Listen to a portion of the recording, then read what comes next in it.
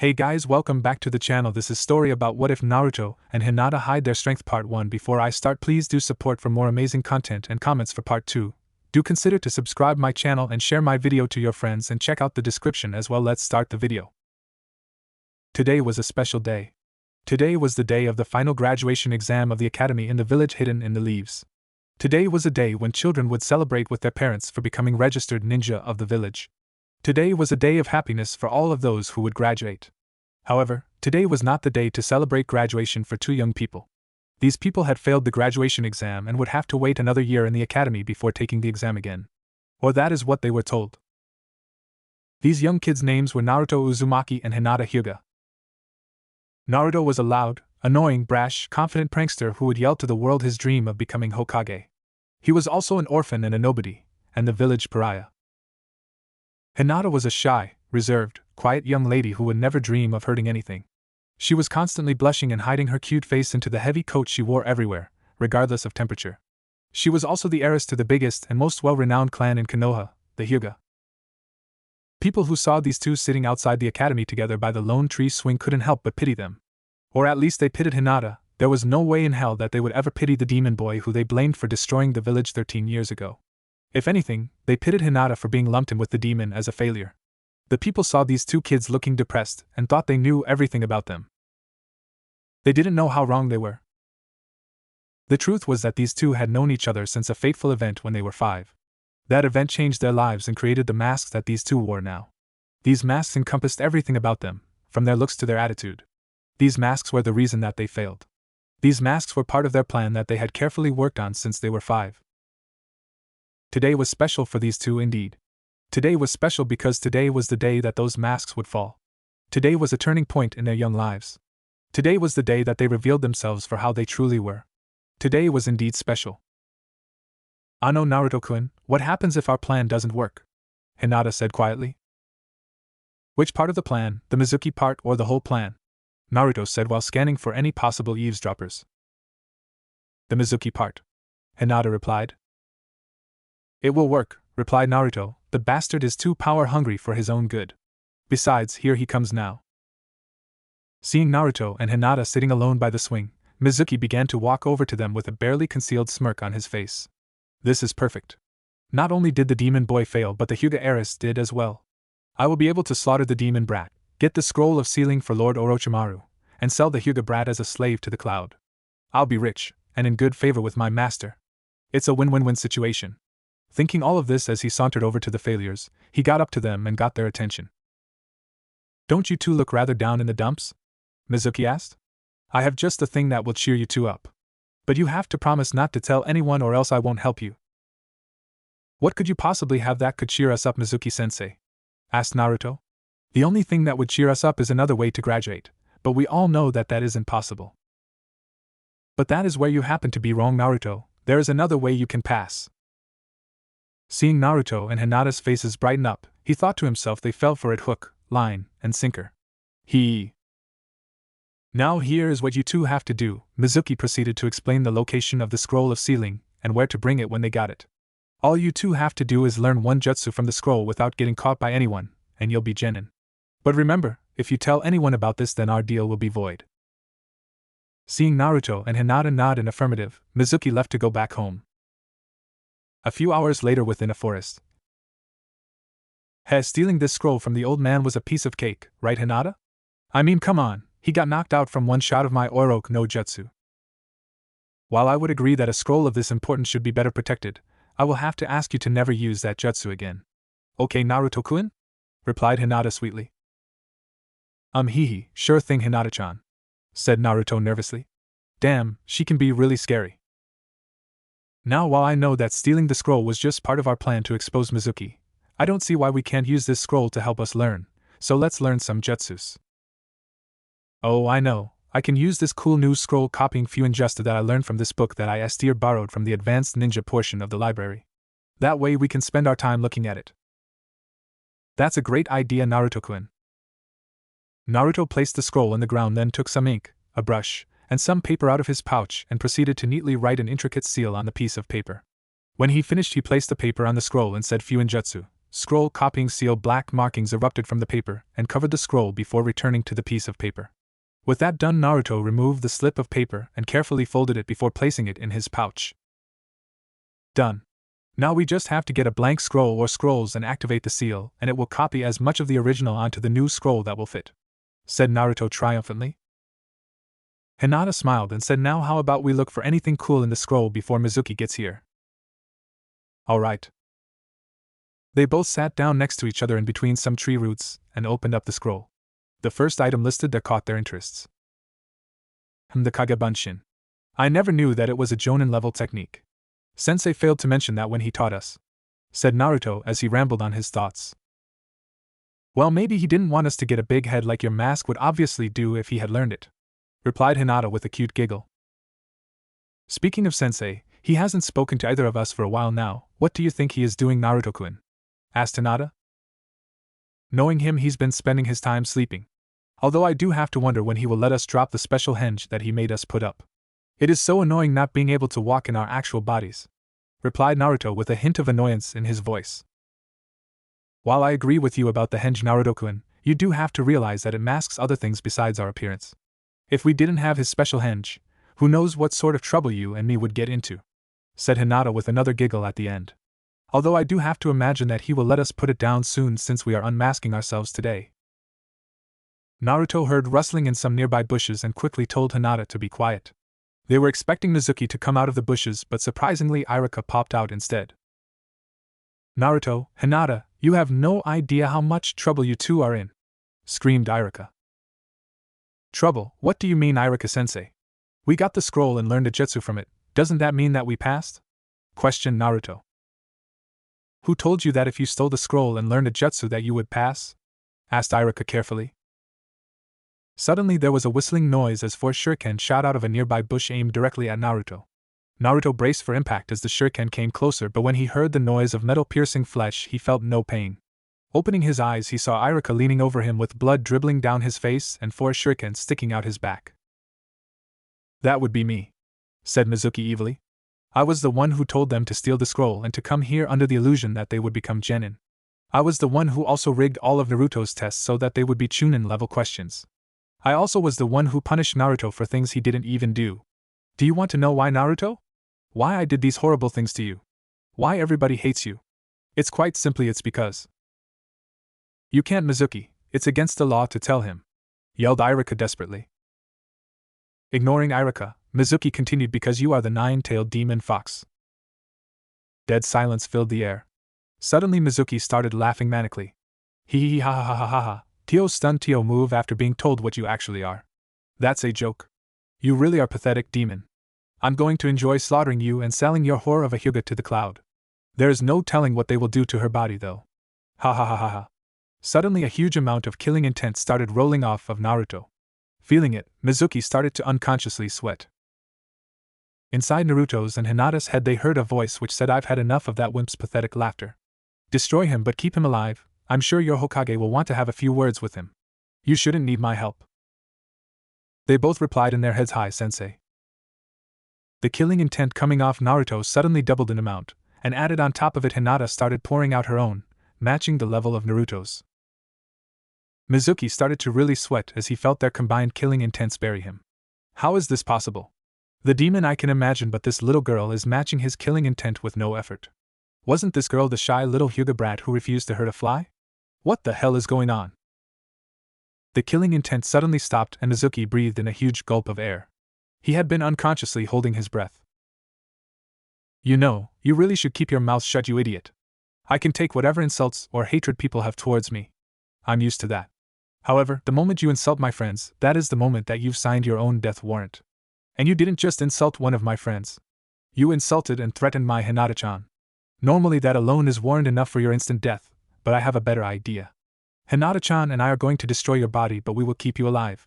Then we will let the interrogation and torture department destroy your mind. Ironically, me and Ibiki are actually pretty close after I helped him with a prisoner that he couldn't crack. So I'm sure he will be extra nice to you after he hears what you have done to me, said Naruto in a pitiless voice. As if two academy students could possibly beat me, screamed Mizuki. Hinata finally spoke up and grimly said underestimating us will be one of the last things you will ever do. With that, Hinata and Naruto stood side by side and made a familiar hand sign. Tajuakage Bunshin no Jutsu. Smoke filled the forest, and when it cleared there stood 500 copies of Naruto and 500 copies of Hinata. Mizuki fell over in fear. The clones pounced. Mizuki's screams could be heard throughout the forest. With a huge rush of smoke, all of Naruto and Hinata's clones dispelled. Lying bloodied and beaten on the ground was the crippled form of Mizuki. The only way to tell that it was in fact Mizuki was to look at the few spots of his hair that were not covered in blood. Satisfied with the job well done, Naruto and Hinata walked over to Irika, helped him up and slung him over their shoulders. They started to trudge back to the village in silence when Irika spoke up. "So I take it that you two are hiding something rather large?" he asked the young kids. Taking his free hand and rubbing the back of his head in a nervous gesture, Naruto said, "You caught us, Irika-sensei. But we won't tell you until after we tell the old man. But I promise that we will tell you what the old man says we can safely tell you after we get his permission." "Fine, but before you two go to talk to the Hokage, can you help me get to the hospital first? These wounds are not going to heal themselves." "That's fine, Irika-sensei. Your safety takes priority." Just then there was the whooshing of air as several members of the ANBU appeared, followed by the Hokage himself. "Ah, Naruto, just the boy I was hoping to see. Would you care to explain why you stole the scroll of sealing and why Irika has 4 shuriken in his back?" asked the Hokage with an edge in his voice. "Sure thing, old man." Several ANBU sweat dropped upon hearing the way he referred to the Hokage. "But first we have to get Irika-sensei to the hospital, and if we are going to tell you anything it will be just you, me, and Hinata with several security seals in place," said Naruto cheerfully. "Very well. Cat board, take Irika off their hands and get him to the hospital." "Hi, Hokage-sama," they dutifully replied. They shifted Irika onto their shoulders and proceeded to shun Shin away. Freed of their burden, Naruto and Hinata stretched out their backs and got a few satisfying cracks. Hiruzen's eyes widened as they, "No," she did so. The shy heir to the Hyuga clan just cracked her back in public, and in front of the Hokage no less. Hinata, seeing his expression, giggled and said, "What, you really think that I'm that shy little girl who can't stand up to anything? No, I'm so much more than that. But we will talk about that later, when there are seals in place."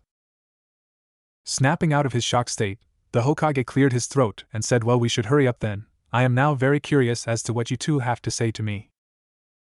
With that they quickened their pace to the Hokage Tower. Hokage Tower, Hokage's room, 5 minutes later. "All right, we are here, so what is it that you—" "Seals first, questions later, old man." Naruto and Hinata then proceeded to go quickly through several hand signs and said Fuinjutsu, perfect sound barrier, and Fuinjutsu, perfect sight barrier. The walls of the room glowed with markings as the 2 jutsus took effect. The Hokage was flabbergasted. He had just watched 2 academy students use an A-rank Fuinjutsu each. "Would you care to explain how you two just used an A-ranked jutsu?"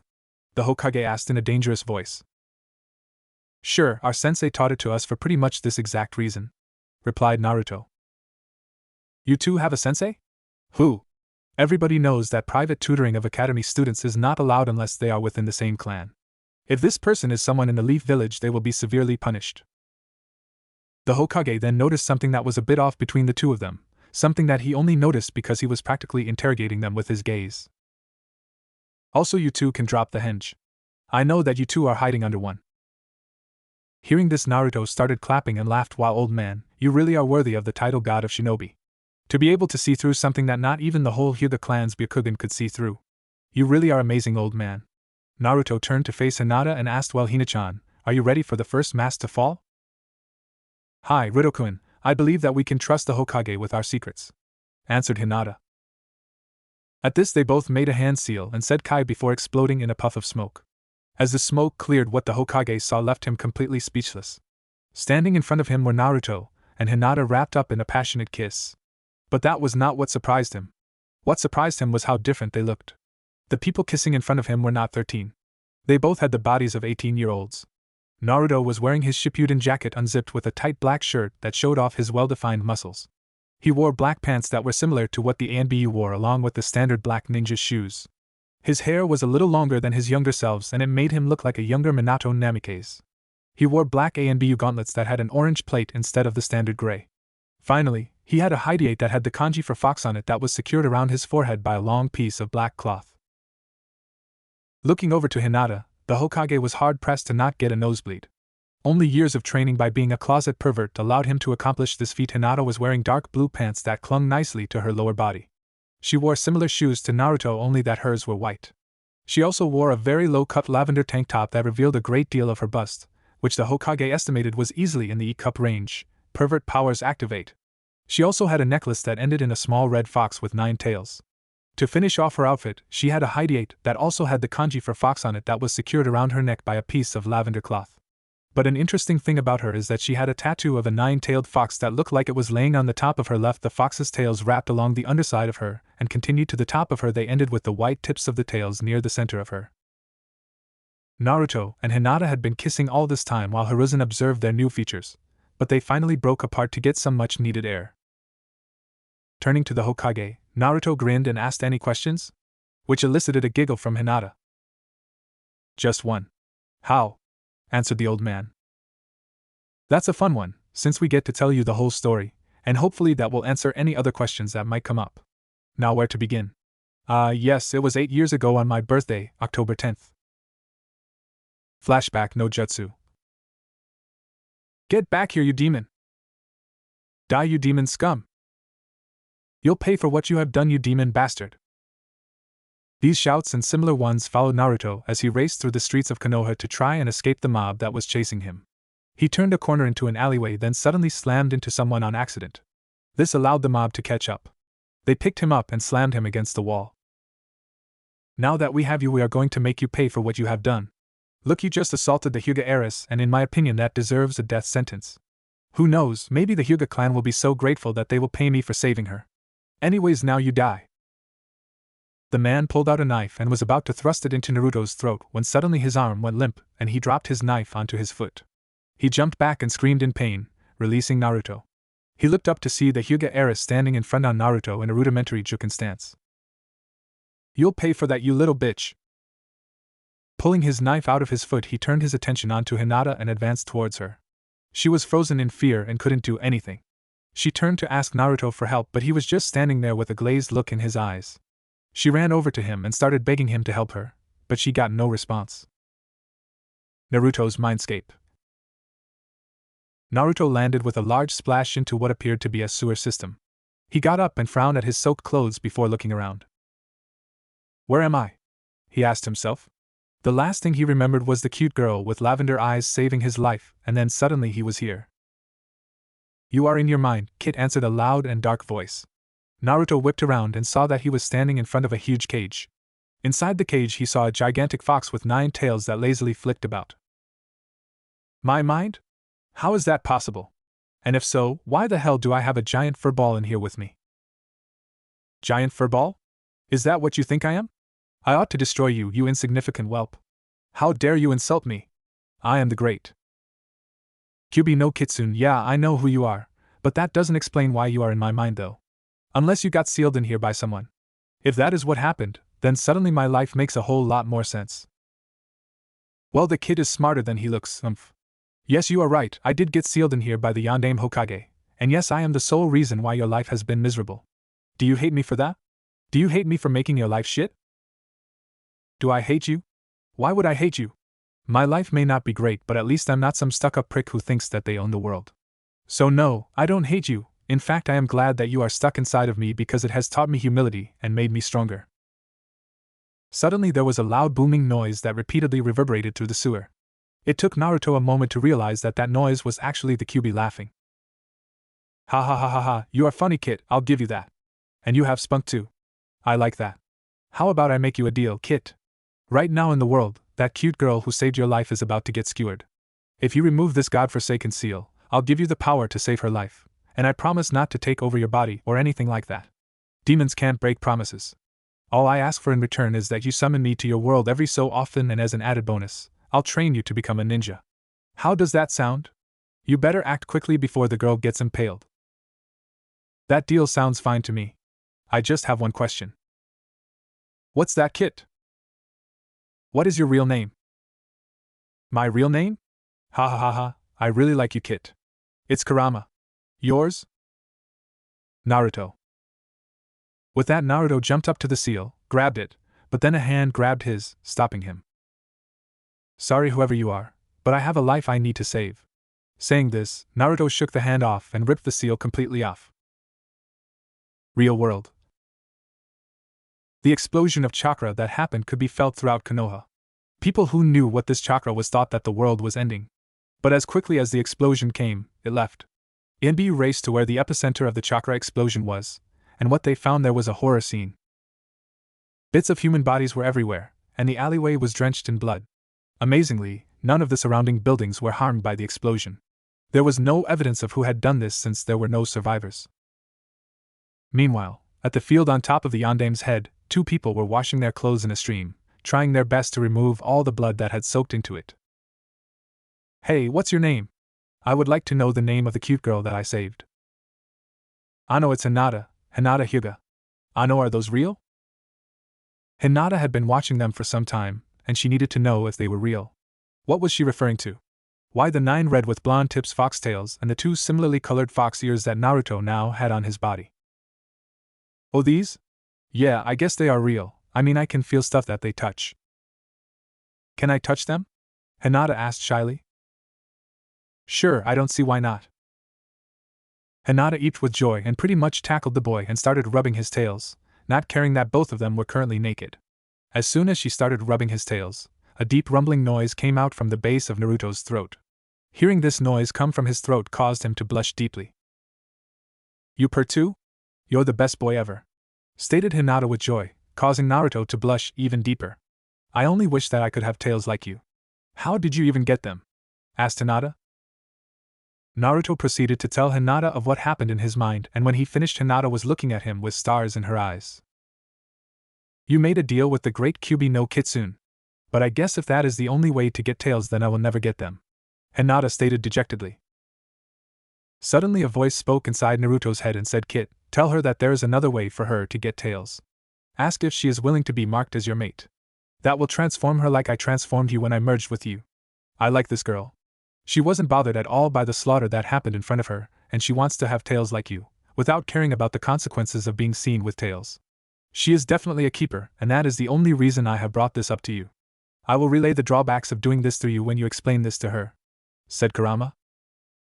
Hinata-chan, Kurama told me to tell you that there is another way to get tails, but it comes with drawbacks. There is. Please tell me about this other way, demanded Hinata. Naruto proceeded to explain the perks and drawbacks of being marked as a mate to a Kitsune Hanyu. With that done, he said, I'll give you some time to.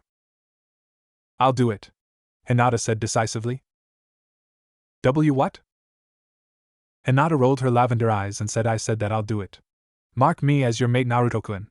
I will never meet another person like you, and I want to be with you and like you forever.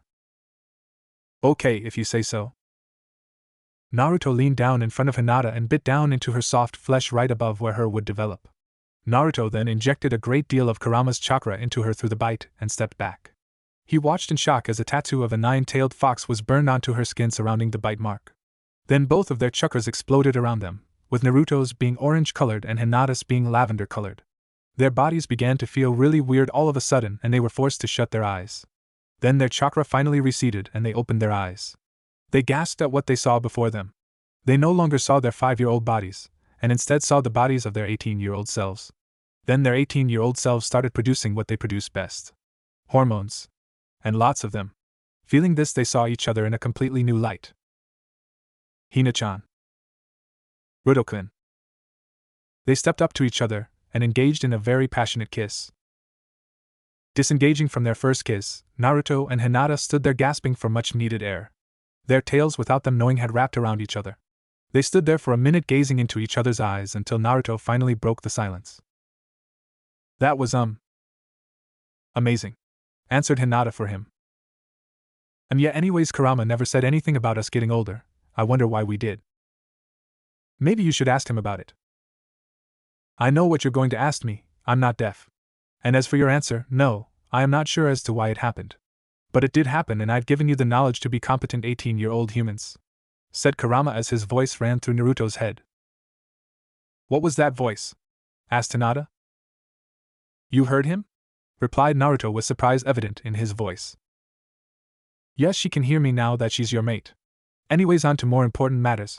Like the fact that you are both 18 with hormones running rampant throughout your bodies.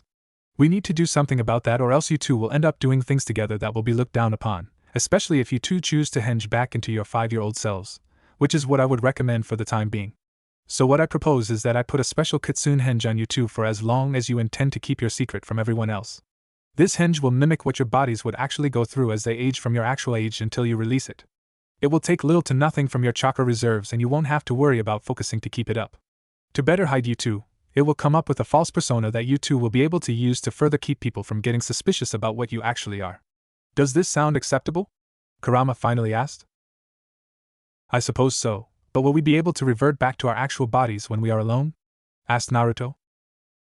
I suppose I will let you two do that, but since I am in control of it, I will only put it down when I know that you two are truly alone with no chance of being interrupted. That's good, I can feel that I will miss having my tails already, said HInata. Okay, since that's cleared, I will use the jutsu now. Demonic arts, kitsune mask.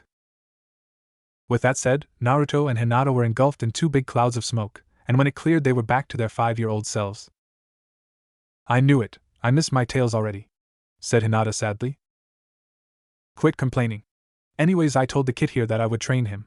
Since you're his mate, I guess I have to train you too. I will come up with a training schedule for you two to follow tomorrow.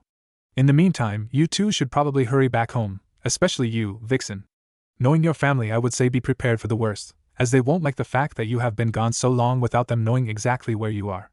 And remember, just follow the way your mask acts, and you will be fine. Also, Vixen, you don't need to worry about that weak seal that they use on your family anymore. You are immune to such a weak seal. If they try and brand you with it, will be recast upon whoever is trying to place it on you. Hi, thank you, Kurama-sensei. With that, HInata turned and picked up her mostly clean clothes and put them on. Saying one last goodbye to Naruto, she left to go home. Well, Kit, I guess you should go home too. It's been a long day, and you need a good rest. Hi, Kurama-sensei. Kurama-sensei. I could get used to this. Flashback no jutsu, ki. And that's how it went, old man. We followed the masks that we were given to us, and we lived our lives until this point. The only change was that Hina-chan and I would go train with Kurama-sensei every time we were able to get together, concluded Naruto. Well, that is quite the story, but you said you have tails, why don't you currently have them? Asked Hiruzen. With a giggle, HInata said, for the same reason that we didn't have them before, we are still under a henge. Naruto and HInata nodded to each other, and they made a hand sign and said Kai smoke billowed off of them once again, and after clearing there stood Naruto and HInata in their full Hanyu glory. Well, I must say that certainly is something that I have never seen before. Now on to more recent business. What exactly happened tonight with the Scroll of Seals? And for that matter, why did you two fail the academy test when quite clearly you two are powerful enough to be genin? Naruto proceeded to explain that night's events but omitted the fact that he copied the Scroll of Seals. As to why Hina-chan and I failed, we did on purpose so that Mizuki would approach us. We always knew that Mizuki was a power-hungry and manipulative bastard, so we figured that he would use downtrodden academy failures to do his dirty work for him. And who better to do it than us? He always thought of me as a demon, so he could care less if I died on his little mission, and I bet that he was just going to sell Hina-chan to the cloud for some quick cash, explained Naruto. That seems like a plausible explanation, but to risk your becoming ninja on capturing one traitor? That is the part that I don't fully understand. Well, you see, old man, if I am to become Hokage someday, I need to be self-sacrificing for the good of the village and its people. If I was able to catch even one traitor for the good of the village, at the cost of my becoming a ninja, I would gladly do it. As would Hina-chan, explained Naruto once more. Upon hearing this, Hiruzen chuckled and said, the will of fire burns brightly within you too. I believe that you will make a great Hokage one day, Naruto. Thank you very much, old man. Before we go, there are 2 things that I would like to ask for. First is that I be placed on a team with just HInata and with no sensei, since our sensei lives inside of us. That is acceptable, as the previous teams had been made without you two in them since you had failed. What is your second request? Taking a deep breath, Naruto said, second is that I would like to claim my rightful inheritance of the Namikaze clan estate, and all belongings connected to it, as well as any last letters that my mother and father left for me. Upon hearing this, Hiruzen's pipe clattered onto his desk, and his jaw dropped with only one word on his lips. How? Examining Hiruzen's shocked expression caused Naruto and HInata to burst out into laughter. His expression was absolutely priceless. "Geez, you should see you face, old man," stated Naruto through his laughter. A/N. For those One Piece fans out there, Hiruzen's face looks like what Enel looked like after he first tried to use L Thor on Luffy when they first got to the arc Maxim. I love that face, it's hilarious. Regaining control of his expression, Hiruzen cleared his throat and asked, "So how do you two know of an SSS class rank secret that very few people have the privilege of knowing about?" "It's simple, old man, we both met him," stated Naruto. "Impossible. He's been dead since you were born," said Hiruzen. "That may be true, Hokage-sama, but you know that Yondaime-sama was an absolute genius when it came to seals," stated HInata. "So what are you two saying, that he sealed part of himself away so that he could talk to you when you grew up? That's impossible." "That's actually exactly what happened, old man. My father sealed part of himself into the seal that he used to seal Kurama, as a failsafe." "A failsafe for what?" asked Hiruzen. "A failsafe for if the seal was ever to be ripped off or break," answered Naruto. "I see, so I take it that you met him when you were about to rip off the seal the first time?" "Actually, no, I was in a rush, so I sort of ignored him at that time. He did try to stop me though, but I was too preoccupied with saving Hina-chan's life." "So when did you meet him if not then?" "It was a few days after the event, and Hina-chan and I met at a secret spot so we could begin our training." Flashback no jutsu. "Alright, you two, I hope you bought new clothes for your 18-year-old selves, because what you are currently wearing will be ripped to shreds if I turn you back right now." Kurama's voice echoed through the two mates' minds. "Hi, Kurama-sensei, we have both bought new clothes for our new bodies. We have also been working on speaking to each other through the mind link that we now have," replied HInata in her head. "Good, now strip so that we may begin." HInata and Naruto stripped their clothes off and Kurama released the hinge. With two loud poofs, Naruto and HInata were back to their Hanyu selves and they immediately rushed towards each other and kissed deeply. Kurama rolled his metaphorical eyes and thought, humans and their damn hormones. "Enough of that, you two. Get dressed in your new clothes so that we may begin your training." Naruto and HInata looked a bit depressed but said, "Fine, Kurama-sensei." They both got dressed and admired each other's new outfits. Naruto couldn't help but stare at the large amount of cleavage that HInata was showing off in her lavender tank top. HInata, on the other hand, couldn't help but stare at the muscles that Naruto was showing through his black shirt. "I know that we have seen each other naked before, but I have to say, Hina-chan, you look really damn sexy in that outfit," stated Naruto, who was still staring at Hinata's cleavage. "You don't look half bad yourself, Rudoku-kun," HInata replied teasingly. "Alright, snap out of it, you two. Especially you, Kit. Ever since she put that shirt on, you've been in some sort of trance, staring at your mates," Kurama said with annoyance laced in his voice. Kit. Kit. Naruto, snapped the hell out of it," Kurama roared. "Who? What? When? Where? How?" "Finally, I have your attention. I'm going to need you to summon me to your world so that we can begin. To perform the summoning jutsu, you need a blood sacrifice. So just bite your thumb and then perform the hand signs of boar, dog, bird, monkey, and then ram and slam your palm into the ground. I am a bit unique as I am within you, so you won't need to use any chakra to summon me." Nodding at Kurama's instructions, Naruto bit his thumb, made the seals, and slammed his palm into the ground. Kuchios no Jutsu. The seals spread across the ground and there was a large puff of smoke. When the smoke cleared, there were 3 people standing there when they hadn't been standing there before. The first was a tall and well-built man with a pitch-black kimono that had an orange flame pattern that wrapped around the kimono. He had long spiky orange hair that reached down to his lower back. A/N. Picture Madara's hairstyle but the color of Kurama's fur. He had 6 whisker marks, 3 on each cheek. The most striking thing about him, though, was his 9 orange tails with white tips that flailed lazily about. If you looked closely at the top of his head, you would see the tips of 2 fox ears sticking out of his hair. You could tell just by standing around this man that he was extremely powerful, and not someone that you would want to mess with. The way he held his body demanded authority, and the aura that was coming off of this man would make the weak grovel at his knees. This man was the human form of the great Kyuubi no Kitsune, Kurama. The second man was a tall, lithe man with a mess of untamable blonde hair, and the most piercing blue eyes that anyone had ever seen. He had a leaf hideate around his forehead and wore the standard Jonin outfit. On top of that outfit he wore a long white haori that had a flame pattern skirting the bottom, and it had the kanji for Yandame Hokage printed in black on its back. This man oozed calm confidence, and his aura would cause people to relax around him. This man was the Yandame Hokage, Minato Namikaze. The next person was a woman with long, beautiful red hair and deep violet eyes. She was wearing a solid dark blue kimono with white whirlpool designs along the sleeves and back. She had a very interesting aura.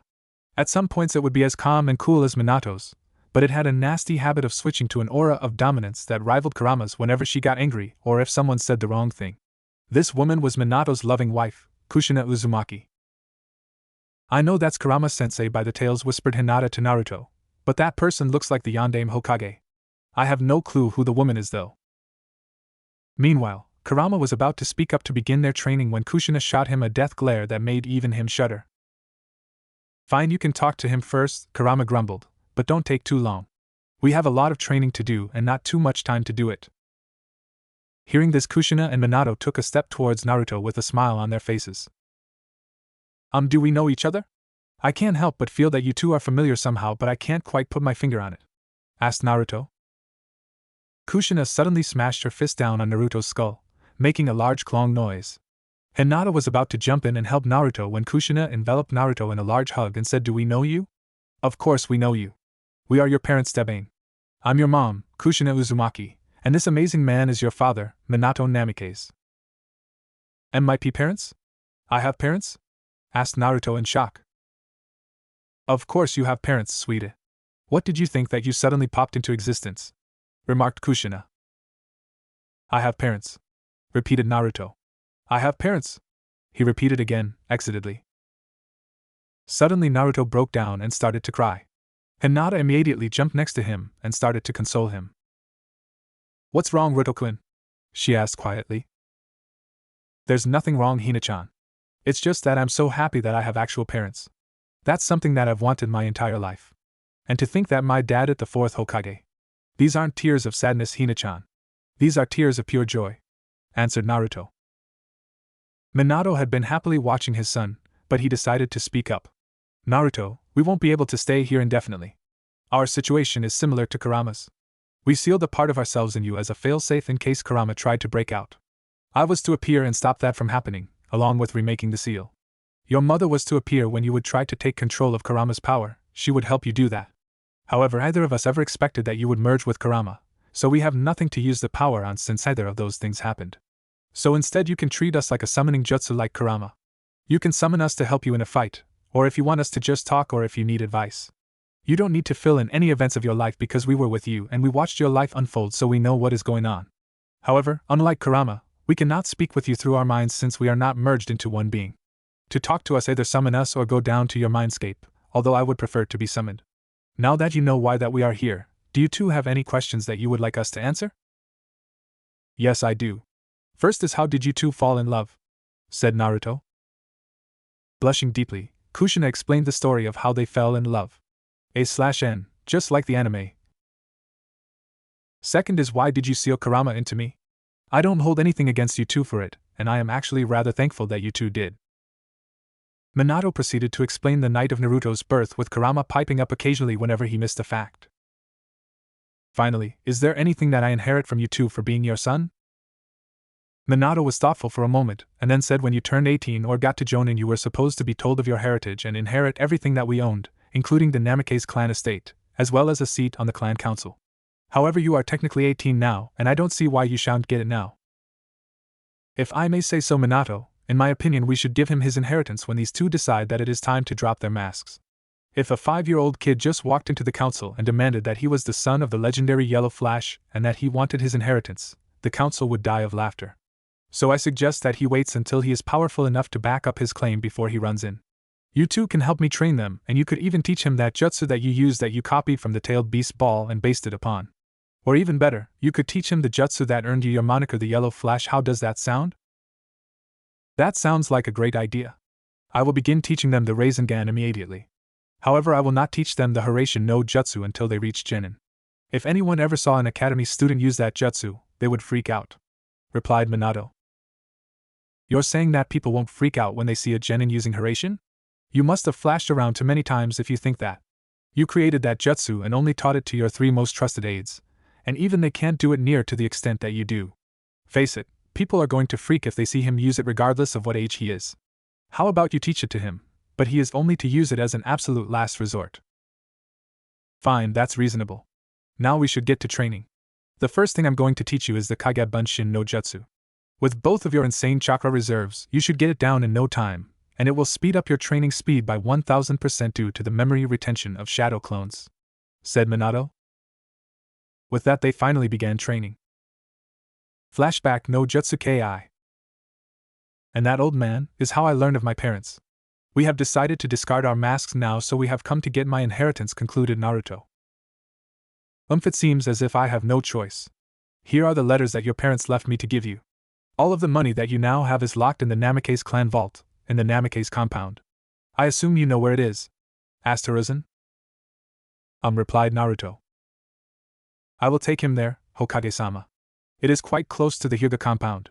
However, I do not intend on returning to the Hyuga compound except to gather the little amount of valuables that I have there, said HInata. Very well, off you two go. And you two can tell Irika everything. Just be sure to use those seals that you have used here. Hi, Hokage-sama, replied HInata. But wait! Isn't there supposed to be some sort of key that lets us into the compound or something? Naruto asked. Normally there would be, but your dad never used the main door to get into the compound. He would always just flash in and flash out. However, I'm sure he did something that would let you in. His seal mastery was unparalleled, replied Hiruzen. Fine, I guess we'll just have to stop by the gate and see what's there, said Naruto. With that, they deactivated the security seals and left to go to the compound. 5 minutes later, Namikaze compound. Naruto and HInata were standing in front of the huge, solid metal gate that was the entrance to the Namikaze compound. It looked like an ordinary gate except for the fact that it had no handles. There aren't any handles, so I guess that there must be some sort of seal to allow entry. Hina-chan, can you check for the presence of any seals? I don't want to touch the door and have it blow up in my face, remarked Naruto. Sure, Ritokun. Byakugan. Ritokun, there are a multitude of complex seals covering the door, and there is a spherical barrier surrounding the entire clan compound. From the limited understanding of seals that I have, I would say that this door reacts to chakra, but I don't know in what way it will react. If it reacts to chakra, then the seals should show up if I do this, said Naruto, as he placed his finger on the door and injected some of his chakra into the door. In an instant, the door was covered in a huge amount of very complex seals. I see. This matrix is so simple, yet so complex at the same time. The Yondaime really was an absolute sealing genius. I think I've figured out what to do, but first let me mark your chakra as allowed for entry, Hina-chan. Naruto took Hinata's hand and held his own up to the door, and then flowed his chakra through the door. The seals glowed for a moment, and then completely disappeared. Naruto stood back and smirked. I know now what Ritokun. Now we walk in, Hina-chan. Naruto then grabbed Hinata's hand and dragged her straight through the metal door. Once on the other side, Naruto looked at Hinata and chuckled at Hinata's completely confused face. I know what just happened? Asked the confused Hinata. We walked through the door, Hina-chan. But the door was solid metal. I told you that my father was a sealing genius, didn't I? Seals are an amazing thing, and it's sad that Fuinjutsu is becoming a lost art. I understand that now, Ritokun, but I'm still getting used to the fact that I just was dragged through a solid object. If you think that a phasing seal is weird, you probably shouldn't delve much further into Fuinjutsu than you already have. I've seen some really weird experimental stuff, like a seal that turns somebody's head into a cabbage. Hinata's sweat dropped and said, I think I'm going to stick to knowing the basics of Fuinjutsu now anyways. Did you notice the root member who was spying on us? Yeah, I did, replied Naruto, and I wanted him to report to his boss so that a council meeting would be held. I think it would be fun if we crashed it, don't you, Hina-chan? Well, that will be so much fun to reveal our true selves to the whole council at once. We should go in under a kitsune illusion so no one notices that we are there, before interrupting a serious part of the meeting. I can only imagine how angry Hayashi will be when we show up, replied Hinata gleefully. Naruto proceeded to make a shadow clone and ordered it to find out when the meeting would be held. The clone hinged into a bird and flew off. Hinata then made 5 clones and told them to gather her valuables from her room in the Hyuga estate. They put themselves under a kitsune illusion that made them invisible and left to fulfill their task. Okay, now that the business is done, let's check out our new home, Hina-chan, said Naruto as they entered the main compound. As Naruto and Hinata entered the main compound, the first thing they noticed was the huge amount of dust. The second thing that they noticed was a small table with a scroll on it in the middle of the room. Naruto walked over to the table and picked up the scroll, blew off the dust, and carefully unrolled it. He then read aloud to Hinata. Naruto. If you are reading this, then that means that we are dead and that you have been notified of your lineage and inheritance. While we are sorry that we couldn't be there for you, I hope you can understand why we couldn't be there and why you were not told of your lineage from the start. We do, however, want you to know that we loved you and will always love you even if we aren't there physically. When you do decide to take up the Namake's family name, I hope you will do so proudly. If and when you do decide to marry someone, we want to make sure that you choose someone who brings out the best in both of you. And for whatever reason, if that person is Kushina's best friend Hitomi Hyuga's daughter, bring up Clan Act 31.b if you are ever forced to defend her in a council meeting. If you bring that up and she agrees, you both will be untouchable by both the Hyugas and those idiots on the civilian council. I understand that they will probably try even still, especially that prick Hayashi, but I know all of the laws of Konoha by heart, and there are no loopholes to 31.b. I hope that you eventually do decide to continue the Namake's bloodline, and I also understand that the civilian council will probably try to enact the Clan Restoration Act upon you. You may choose that you want multiple wives or you may not. The council will probably try to force you into choosing multiple wives, but in reality, they have no choice in the matter, as it is up to the clan head of the endangered clan to choose whether to follow the act or not. Since you are my only son, and I am probably dead, that automatically makes you the clan head and gives you a seat on the clan council. Anyways, enough of the boring clan stuff. We have left you the entirety of our jutsu library for you to view at your pleasure, and the Namake's family fortune is sealed within the vault under the compound, along with a few special things. I hope that you will enjoy living at your new home and wish you luck in your life. With love, Minato Namikaze. Kushina Uzumaki. P.S. I understand that it has probably been a long time since anybody has entered the compound, and that it is probably quite dusty. I have taken the liberty of sealing in a small dust cleaning jutsu within this scroll that will activate whenever this scroll is closed. So you can keep this scroll as a portable dust cleaner. After he finished reading the scroll, Naruto rolled it up and there was a bright flash of light. When the flash died down, there was not a speck of dust in sight within the entire compound. And that's a small dust cleaning jutsu? Asked Naruto aloud in amazement. I think that a big one would clean the dust out of the entirety of Konoha. Hinata was thoughtful for a moment, and then said that jutsu sort of looked like a space-time jutsu. In other words, I think that the dust was transported somewhere, not just poof out of existence. I guess you're right, Hina-chan. But where would my dad transport that much dust to? Meanwhile, at the Hyuga compound, Hayashi's study. Hayashi had just left his study to go to a clan meeting about the fact that Hinata still wasn't home, when out of the corner of his eye he saw a flash of light from under the door. Curious, he opened the door and was greeted with a wall of 13-year-old dust that quickly tried to escape through the open door. He slammed the door shut to prevent the rush of dust and called to a branch member that was walking by. Get a maid or 30 to clean my study while I am at the meeting. It had better be clean by time I'm done with my meeting. Hi, Hayashi-sama. If I may ask, why does your study need to be cleaned? It was just cleaned yesterday, sir. You will see when you clean it. Now I have a meeting to attend to and I will not hesitate to say that it was you who held me here if I am late. So do you have any more stupid questions? No, sir. Good. With that said, Hayashi walked off to the clan meeting, thinking when I find out who did this there will be hell to pay. Back at the Namake's compound. That's a good question, Rido-kun, but the dust is not our problem anymore, so don't worry about it, said Hinata sweetly. If you say so, Hina-chan. Now let's go and explore our new home. But first let's dispel our henge. We can be ourselves in here. Naruto and Hinata dispelled their henge and then started to wander through the estate. Since they were in the main compound, they started with the master bedroom. They then checked out the master bathroom, which was connected to the bedroom.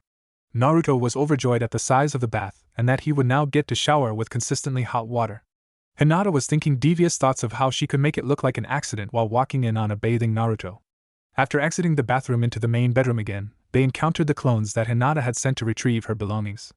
They had stopped by Naruto's apartment as well and grabbed the things that they deemed necessary for Naruto to survive, so no instant ramen, as well as her precious items. The stop at Naruto's was unplanned, so one of the clones had made 3 more clones to help. A/N, a clone cloning? It's cloneception. The originals helped the clones put away the stuff before the clones dispelled. Naruto and Hinata then left and continued their walk. They stopped by the well-stocked dojo before Hinata said that she was getting tired. It was 2 a.m. at that point. Just then Naruto received the memories of the clone he had sent out earlier. Apparently, the council meeting has been scheduled for 10 o'clock tomorrow morning. I see that you are tired, Hina-chan, and I'm pretty tired too, so let's head back to the bedroom and get some rest. We can explore the rest of this place tomorrow. MK Rudo-kun, responded Hinata tiredly with a large yawn following. They headed back to the master bedroom, and Hinata kicked off her shoes and flopped onto the bed. In an instant she was asleep. Naruto just chuckled at his mate's actions and took his time to wash up a little before removing his clothes down to his boxers. Walking up to the bed, he noticed that Hinata was completely sprawled out on top of the bed. He gently lifted up Hinata before using his tails to pull back the covers and placed her on the bed. He then laid next to her before pulling the covers back over them. He muttered sweet dreams, my vixen, before drifting into the land of sleep. The next day, 8 a.m. Hinata woke up to find that while they were sleeping, their tails had intertwined with each other, and that she wouldn't be able to get up without Naruto's help with untangling their tails.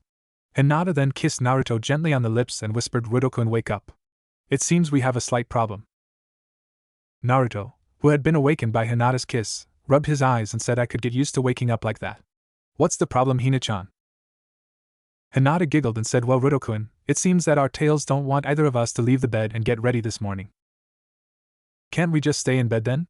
I haven't had that good of a sleep in, well, ever. Sorry, Rudo-kun, but we have to crash the council today, remember? Grumbling a little, Naruto said, fine. Let's get ourselves untangled and washed up, then we can go visit the kitchen and see if there is anything to eat. With a little bit of difficulty and a little blushing, Naruto and Hinata were able to untangle their tails. Hinata nearly got a nosebleed upon seeing Naruto in his boxers, before leaving to shower. She tried, albeit unsuccessfully, to keep the dirty thoughts of Naruto in his boxers out of her head while she showered. Naruto walked off into one of the guest rooms and used the shower in there. Hinata meanwhile was quite glad that she was in a shower because she got quite the nosebleed when she used her Byakugan to check on Naruto and saw him showering. She stared for a while before snapping to her senses and finishing her shower. Naruto finished his shower and headed back to the master bedroom, before knocking on the bathroom door and asking Hina-chan, are you done in there? Sure, come in, Rudo-kun, was her response. Naruto opened the door and was treated to the sight of Hinata wrapped in only a towel. Naruto noticed this and froze like a deer in headlights. Finally finding his voice, he said, Hina-chan? I thought you said that you were done? Giggling, Hinata said, what's the matter, Rudo-kun? Do you not like what you see? And no. It's not that. It's just. I'm wearing enough for when it's just you around. Hinata then dropped her voice to a low, sultry tone and continued, in fact, no clothes at all is enough clothes with just you around. Naruto froze again and slipped into a trance that wasn't broken until Hinata had gotten the rest of her clothes on and said, come on, Rudo-kun, let's see what is in the kitchen. Alright, was his response as Hinata dragged him towards the kitchen. They found that the kitchen had several labeled pantries with a variety of choices. Curious, Hinata opened the one that said strawberries and found that the pantry was empty except for a small ceiling matrix on the bottom. Even more curious now, Hinata injected some of her chakra into the seal, and to her pleasant surprise, a completely fresh strawberry poofed into existence with a small cloud of smoke. Taking a bite out of the strawberry, Hinata said, this is amazing, Rudo-kun. This strawberry must be at least 13 years old, and yet it tastes completely fresh. She then eyed several pantries' labels and set to work. Within 15 minutes she had made a batch of piping hot cinnamon rolls and a huge bowl of homemade ramen and set them out on the table for them to eat.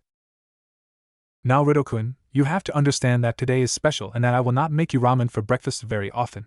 Do you understand? Said Hinata as she poured them both a bowl of ramen. Ah, but Hina-chan, ramen is a gift from the gods, just like the kawarimi was a gift from the sacred log, complained Naruto. If you say so, Rudo-kun, but I won't give you your ramen until we come to an understanding, she said, holding Naruto's bowl away from him. Okay, fine, you win, Hina-chan, replied Naruto in defeat. Good boy, here you go. She gave the bowl to Naruto, who then sucked it down in record time. And then another. And then another. Hinata, I have to honestly say that your homemade ramen rivals Ichiraku's, and your cinnamon buns could quickly become one of my new favorite foods. I'm flattered that you would think that my ramen is as good as theirs, Rudo-kun, but I did spend years getting the recipe just right so that you would like it. I am also glad that you like my cinnamon buns, since they are my favorite food and I will make them quite often. They spent the rest of their meal chatting about various ideas for pranks. They then cleaned up their dishes and checked the time. It was 9:45, so they headed out to the gate, hinged into their 13-year-old selves, and then put on a kitsune illusion that rendered themselves invisible before heading out to the Hokage Tower. A/N, if I were evil, I would end this chapter right here, but I said I would get to the council in the last chapter, so the story goes on. And hey, you people wanted longer chapters, right? Hokage Tower, Council Meeting Room, 10 a.m. The council meeting room was a large room with a long, circular table in the middle of it. A/N, think the Gakage Summit meeting table, but a lot bigger. Currently sitting at the table on one side were the clan heads of the Nara, Yamanaka, Akimichi, Aburame, Inazuka, and Hyuga clans. On the other side of the table were the members of the civilian council along with the Hokage's counselors and Danzo. Sitting in between the two sides was the Hokage. The Hokage cleared his throat to silence the quiet muttering of the civilian council and said, "So what is the reason that you have called a council meeting this time?" A counselor spoke up and said, "Well, Hokage-sama, it has come to our attention that the Dem he was silenced by the look Hiruzen gave him heir Uzumaki boy and the Hyuga heiress were seen entering the Namikaze clan compound last night. We would like to know why they were seen doing so." Upon hearing of his daughter, Hayashi perked up and said, "Yes, I would very much like to know why my daughter was seen last night with that boy. Especially since she never came home from the academy yesterday." The silence and tension that followed was intense. The Hokage opened his mouth to speak when a cute giggle rang through the air. Instantly, the shinobi side was on alert, with kunai at the ready. Hayashi had his Byakugan activated and scanned the room. He didn't see anything. "There's no one there," stated Hayashi. Suddenly another giggle rang out and a feminine voice was heard. "Poor Hayashi. He thinks that his weak Byakugan would be able to see us." A male voice then said, "Don't you think that you should treat him with a little more respect? After all, he is your FA, MMPPPHH." The center of the room shimmered and revealed a 13-year-old Hinata passionately kissing Naruto. Hayashi was outraged. The civilian side was in chaos. The shinobi side just looked confused. The Hokage was calm but had a grin on his face. To say that Hayashi was outraged would be a huge understatement. He was beyond pissed. First, his failure of a daughter didn't come home after the academy. Then he learned that she had actually failed the graduation exam. A Hyuga failing the academy graduation exam was unheard of. They were the elite of the elite. They were all-seeing. They were the Hyuga, the most powerful clan in all of Konoha. But to hear that his daughter had failed the exam made the normally controlled head of the Hyuga lose his cool. Next, his study was magically filled with an insane amount of dust. And then he got called to a clan meeting, only to learn that his daughter had been seen entering an unenterable place with the demon boy. That bit of info had certainly gotten his attention. But that was when the two in question had suddenly appeared in the middle of a very well-guarded room, the very room that they were meeting in. And to top it all off, his daughter had appeared by silencing the demon with a very large kiss. Not only that, but Hayashi was pretty sure that his daughter had insulted his Byakugan. Hayashi was very, very angry, and after he got this all sorted out, someone was going to feel his wrath. Most likely his daughter. "Hinata," Hayashi said to the still kissing couple in a deathly cold voice, "you are to separate from that thing at once and return to your room immediately. You will wait there until I have decided your very severe punishment." Hinata broke away from kissing Naruto, much to the latter's disappointment, and turned to her father, and said, "I don't think I will, father." She said the word father with a huge amount of venom in her voice. She turned back to Naruto and said, "You were saying that I should treat that man with more respect because he is my father, right, Rudokun? Well, I only give respect to the people who have earned it from me. That list is pretty small so far, and includes you, your parents, Kurama-sensei, and Hokage-sama." Turning back to Hayashi, Hinata said, "I will not be returning to the Hyuga compound, father, because I have a new home now. I also call upon Clan Act 31.b. At this, Hiruzen spoke up and said, "Clan Act 31.b is a very rarely used law.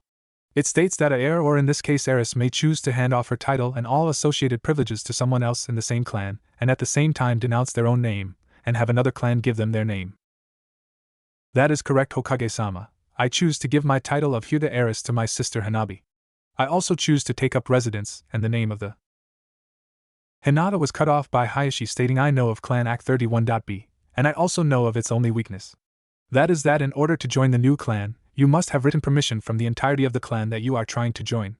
If even one member of the clan does not want you, then you will not be able to join said clan. So what clan have you tried to convince to let your pathetic self join them?" Hinata, upon hearing this, just giggled and said, "It wasn't hard to convince this clan to let me join. I choose to join the Namikaze clan. I have the required signatures right here on this scroll. She took a scroll out and tossed it to the still grinning Hokage. The Hokage took the scroll out and looked over its one signature. He nodded and said the signature checks out. HInata is no longer to be known as HInata Hyuga, and is now to be known as HInata Namikaze. That's impossible. The Namikaze have been extinct since the Yondaime died. Let me see that scroll, Hayashi demanded. Shrugging, the Hokage tossed Hayashi the scroll. He unrolled it and read it. He got to the signature and dropped the scroll. It read Naruto Uzumaki Namikaze. Shaking in anger, he said, "You mean to say that this demon is the Yondaime's son? That is impossible." The Hokage laughed and said, "The civilian council has all the proof you need. In fact, the very reason that this meeting was called is all the proof you need. Naruto and HInata were seen entering the Namikaze compound.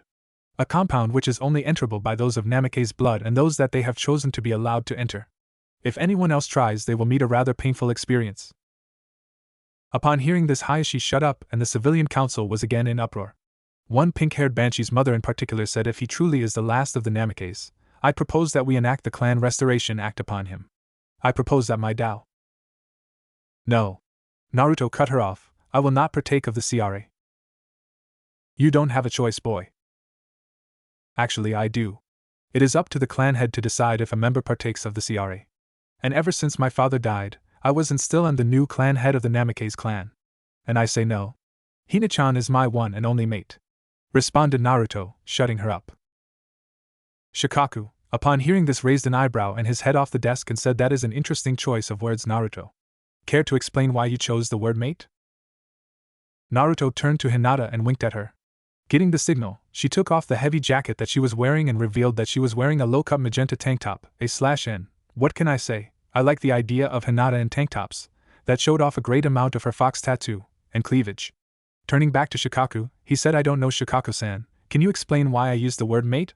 If you're anything like your son, you should be able to figure it out." Shikaku scanned HInata for a moment, and rested his eyes on her tattoo. Suddenly he raised his eyebrows, muttered troublesome, and put his head back on the desk. Shibi Aburame then chose to speak up for the first time and said, "It is logical to assume that Shikaku has indeed constituted the reason for your peculiar choice of words in his astute mind. However, not all have his caliber of intelligence, and it appears that said reason for your word choice is too troublesome for Shikaku to endeavor to explain to us all. So I ask you, Naruto, would you care to explain what exactly Shikaku has come to realize that is so troublesome?" A/N. I got to say, writing that part right there was a whole lot of fun thinking of the words that Shibi should use. Naruto grinned and said in fewer words, "Do you mean to say that Shikaku was able to figure it out but the rest of you weren't, and you would like an explanation?" Shibi nodded and Naruto continued, "Very well. That tattoo that Hina-chan has is no ordinary tattoo. It is a mate mark. I marked Hina-chan as my mate when we were both 5 years old. As for why Shikaku-san thinks this is troublesome, I think this should explain." Naruto nodded to HInata and they both made a hand sign and said Kai. They were both engulfed in a cloud of smoke, and when it cleared, they were standing there in their full Hanyu forms. At this, Hayashi finally found his voice and said, "So you corrupted my daughter? You truly are a demon. We should kill the boy and see if there is a way to reverse the process on my daughter." The civilian council also muttered in agreement with Hayashi. HInata giggled and said, "We are half demons technically. And while you could think of it as corruption, I prefer to think that Rudokuin enhanced me. There are so many benefits to being like this. It truly is a wonderful thing that he did for me. Oh, and there is no way to revert the process, so don't try." Hayashi, upon hearing this, started making the hand signs for the caged bird seal under the desk until HInata cut him off by saying, "And stop making the signs for that stupid seal under your desk. It won't work. Or you could continue if you fancy the idea of that seal on your head. I certainly won't stop you then." Hayashi stopped making the seals and said, "Fine. Then we will just kill you both. I'll start with HInata since she is a weak failure." Hayashi started to stand up when Naruto said, "I wouldn't do that if I were you. Hina-chan is stronger than me."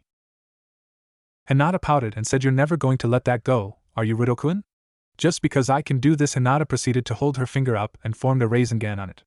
She then expanded the Rasengan to the size of Jiraiya's massive Rasengan, the Rasengan he used against the Preta Path of Pain, before shrinking it down to the size of a pea, before dispelling it. "Doesn't mean that I'm stronger than you. After all, your biggest Rasengan is bigger than my biggest, so I prefer to think that we are of equal strength." Naruto grinned and said, Fine, Hina-chan. We are equal in strength, if you say so. I just can't help but agree with you when you make such a cute face like that." Hinata brightened up, giggled and said, I know that, Ruto-kun, that's why I did that. I just have to remind you who is in control of our relationship every so often, so you don't get a big head.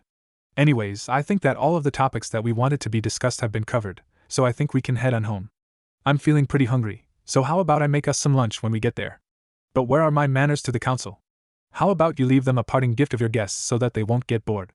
What do you say, Ruto-kun? Hiruzen upon hearing this started to panic a little and said, I don't think that will be necessary, you two.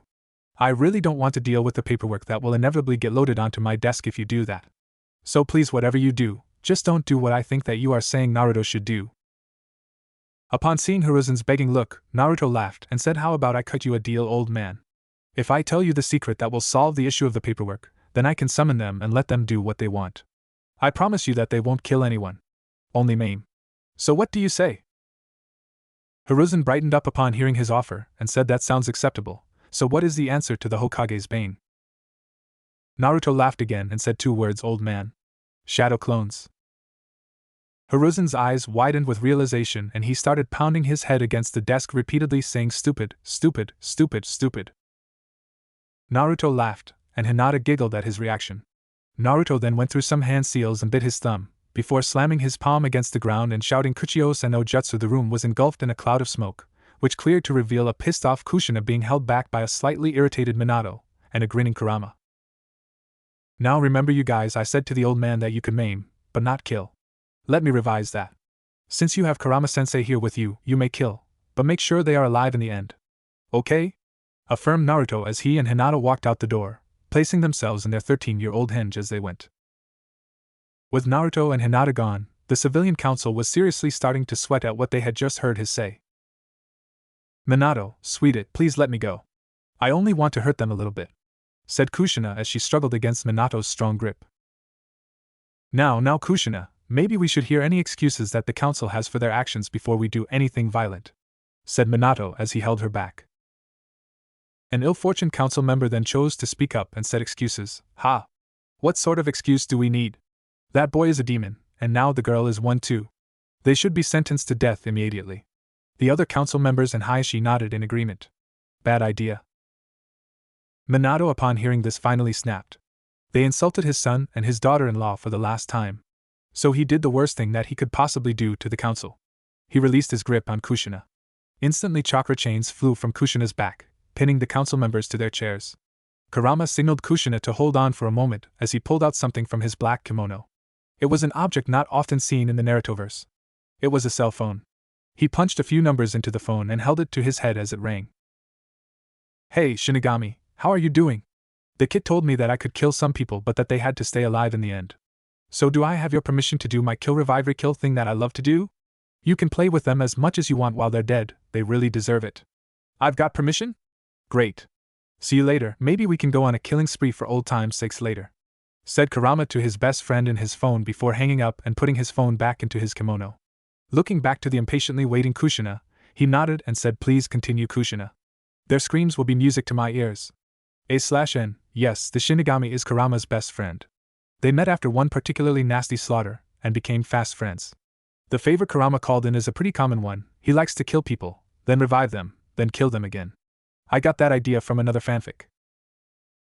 Alright Kurama, I've decided that I'm going to summon her. They deserve it, and since I don't have to worry about them staying dead, she'll get all the exercise that she wants. After she has her fun, then it's my turn, and after I'm done, then you can do anything else that you want to do to them, said Kushina. Minato heard what she said and flew through some hand seals and shouted Fuinjutsu, liquid sealing barrier. Hiruzen was confused at why Minato did this and asked him why he did. Minato responded by saying, do you want the Hokage tower to be soaked through with blood? Upon hearing this, several of the civilian council members pissed themselves, but they couldn't help but wonder who her was. That's when Kushina flew through some hand signs, bit her thumb, slammed her palm against the ground and yelled Kuchios, Oenai Niko. Now those of you who understand a little Japanese will know that she said summoning demon cat, while most people would think that she meant to summon Matatabi, the Nibi Bijou, they would be wrong. While she could in fact summon Matatabi with Yujito's permission, what Kushina was summoning was worse. Far worse. When the smoke cleared, standing there on its haunches was the cat known as the Genin's Bane. Standing there was the fire daimyo's wife's cat, Tora. Upon seeing this, the council members just laughed and said, "That's the best you can do? A pathetic little kitty? We were worried for nothing." Kushina just grinned and said, "Tora, sick em." Tora let out a vicious snarl and flew at the nearest council member. Claws cleaved effortlessly through flesh and blood splattered everywhere. Screams filled the room and Tora leapt to her next victim. The total carnage that ensued was absolutely horrific. Tora actually succeeded in killing every member of the civilian council. She also noticed that something was off with the old man sitting at the end of the bench, so she jumped him. She ripped through the seals that Danzo had placed on his arm and scratched out each and every one of Danzo's implanted Sharingan eyes. Kurama, upon seeing those eyes, was instantly enraged and pretty much warped to him, and snapped his neck with a resounding crack. Kurama decided that Naruto wouldn't mind if Danzo stayed dead. Tora was satisfied with the exercise that she got and ran out the door, thankful for the chance to escape from her horrible owner.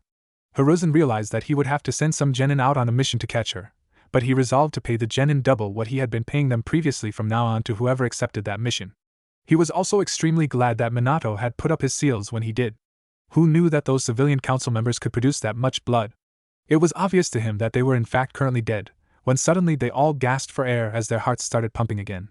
They looked around with absolute terror in their eyes. Obviously, the Shinigami had been doing his job of having fun with them extremely well before he decided to send them back. Now it was Kushina's turn for some fun. She smirked evilly as she sent some more chakra chains out and impaled each of the council members in Hayashi, A/N. Did you think I forgot about Hayashi?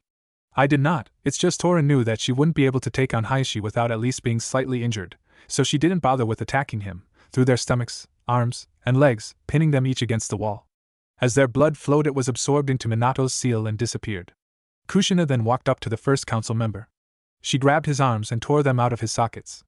She then grabbed his hands and broke each finger, one at a time.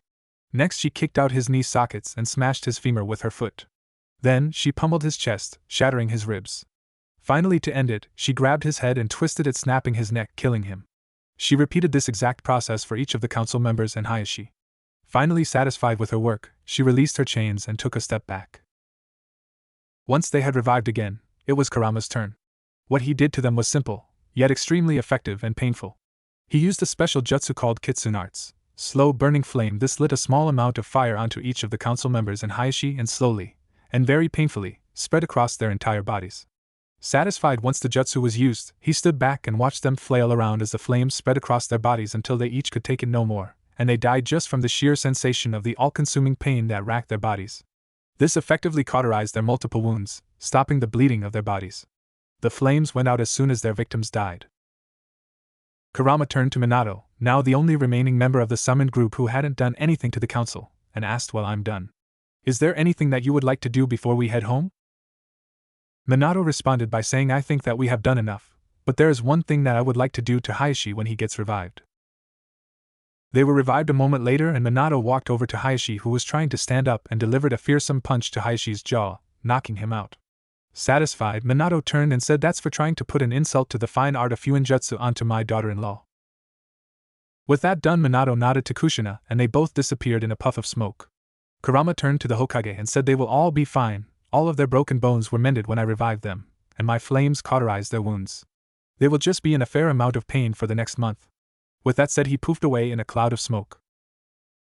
The shinobi side of the council were absolutely stunned, speechless as to what they had just watched unfold in front of them.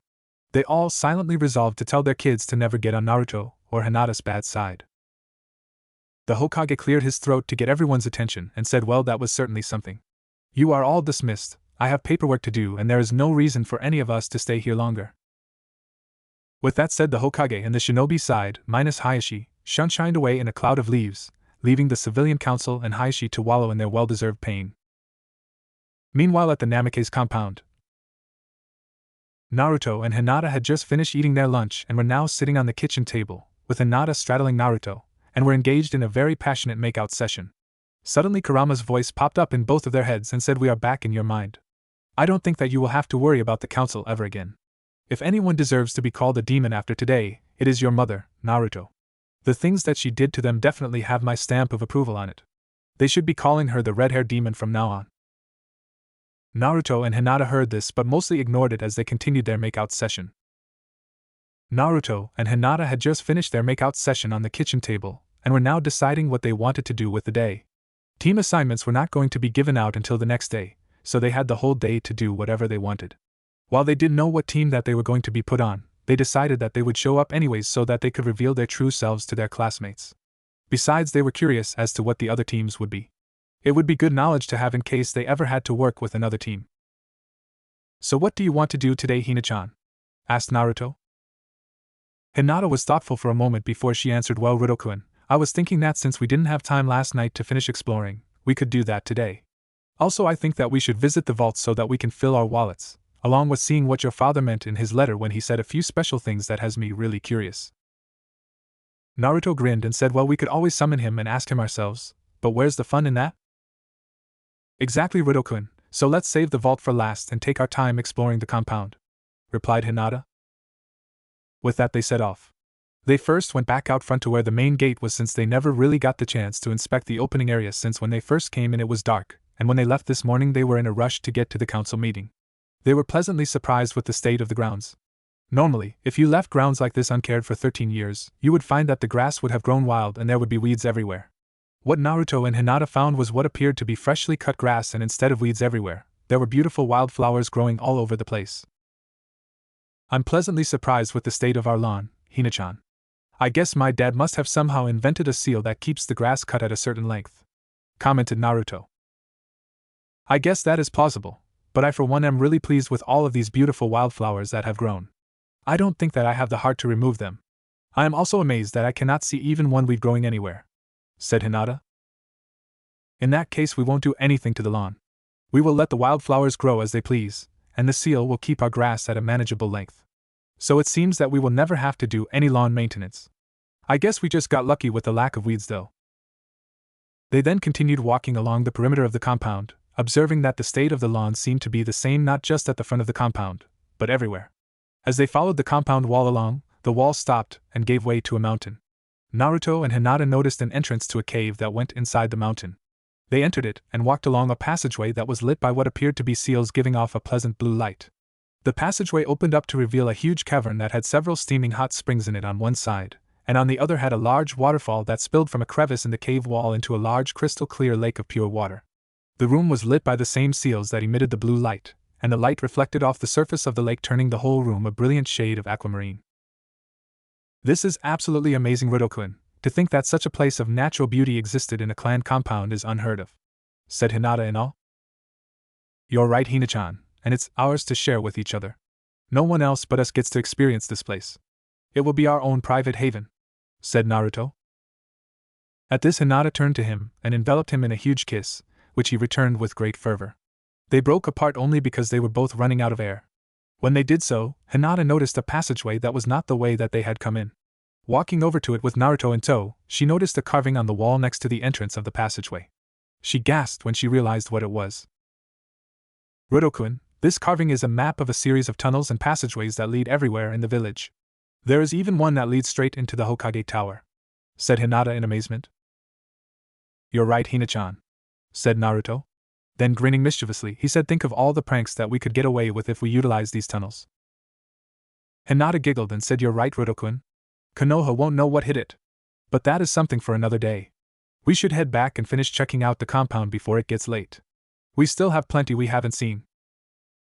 They then headed back out the way that they came in and continued following the perimeter. When they got to the back of the compound, they noticed that the area they were in was the garden. They explored the garden a little further and were delighted to find that it was filled with all sorts of fruits and vegetables on one side, and on the other it was filled with the most beautiful flowers that they had ever seen. Naruto picked one flower and gave it to Hinata and was rewarded with another passionate kiss. When they broke apart, Hinata took the flower she had been given and put it in her hair. Naruto, upon seeing this, said, wow, Hinata, you look even more beautiful with that flower in your hair. He was rewarded with another kiss, and Hinata mentally noted to herself that she would come by the garden every day for a different flower to put in her hair. They left the garden and continued along to the only side of the compound that they hadn't been and found a large pool with several benches and lounge chairs situated around it.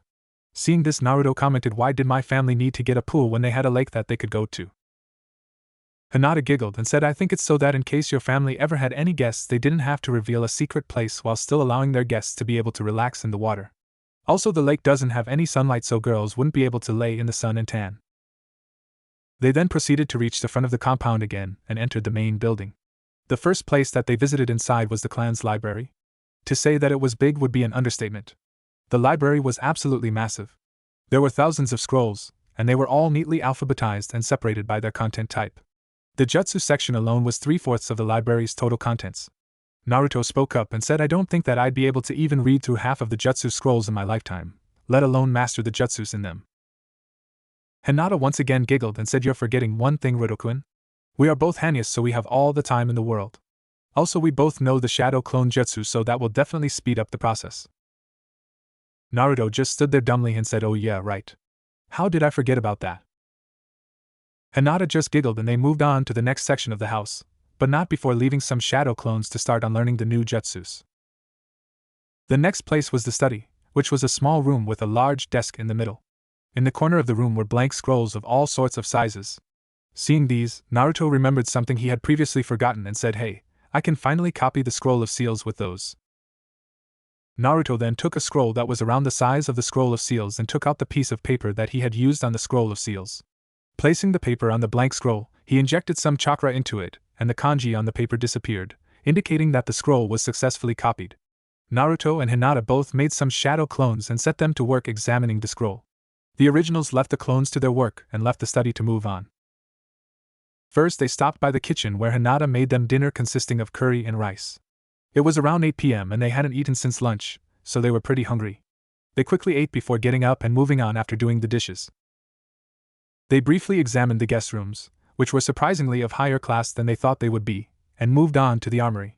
The armory was well stocked with not only kunai and shuriken, but also all sorts of interesting weapons like swords, saban, kusarigamas, the weapon Hanzo uses, spears, and naginatas. What was even more impressive was the sheer amount of paper bombs that the place held. There were all sorts of creative varieties other than the original explosive kind too.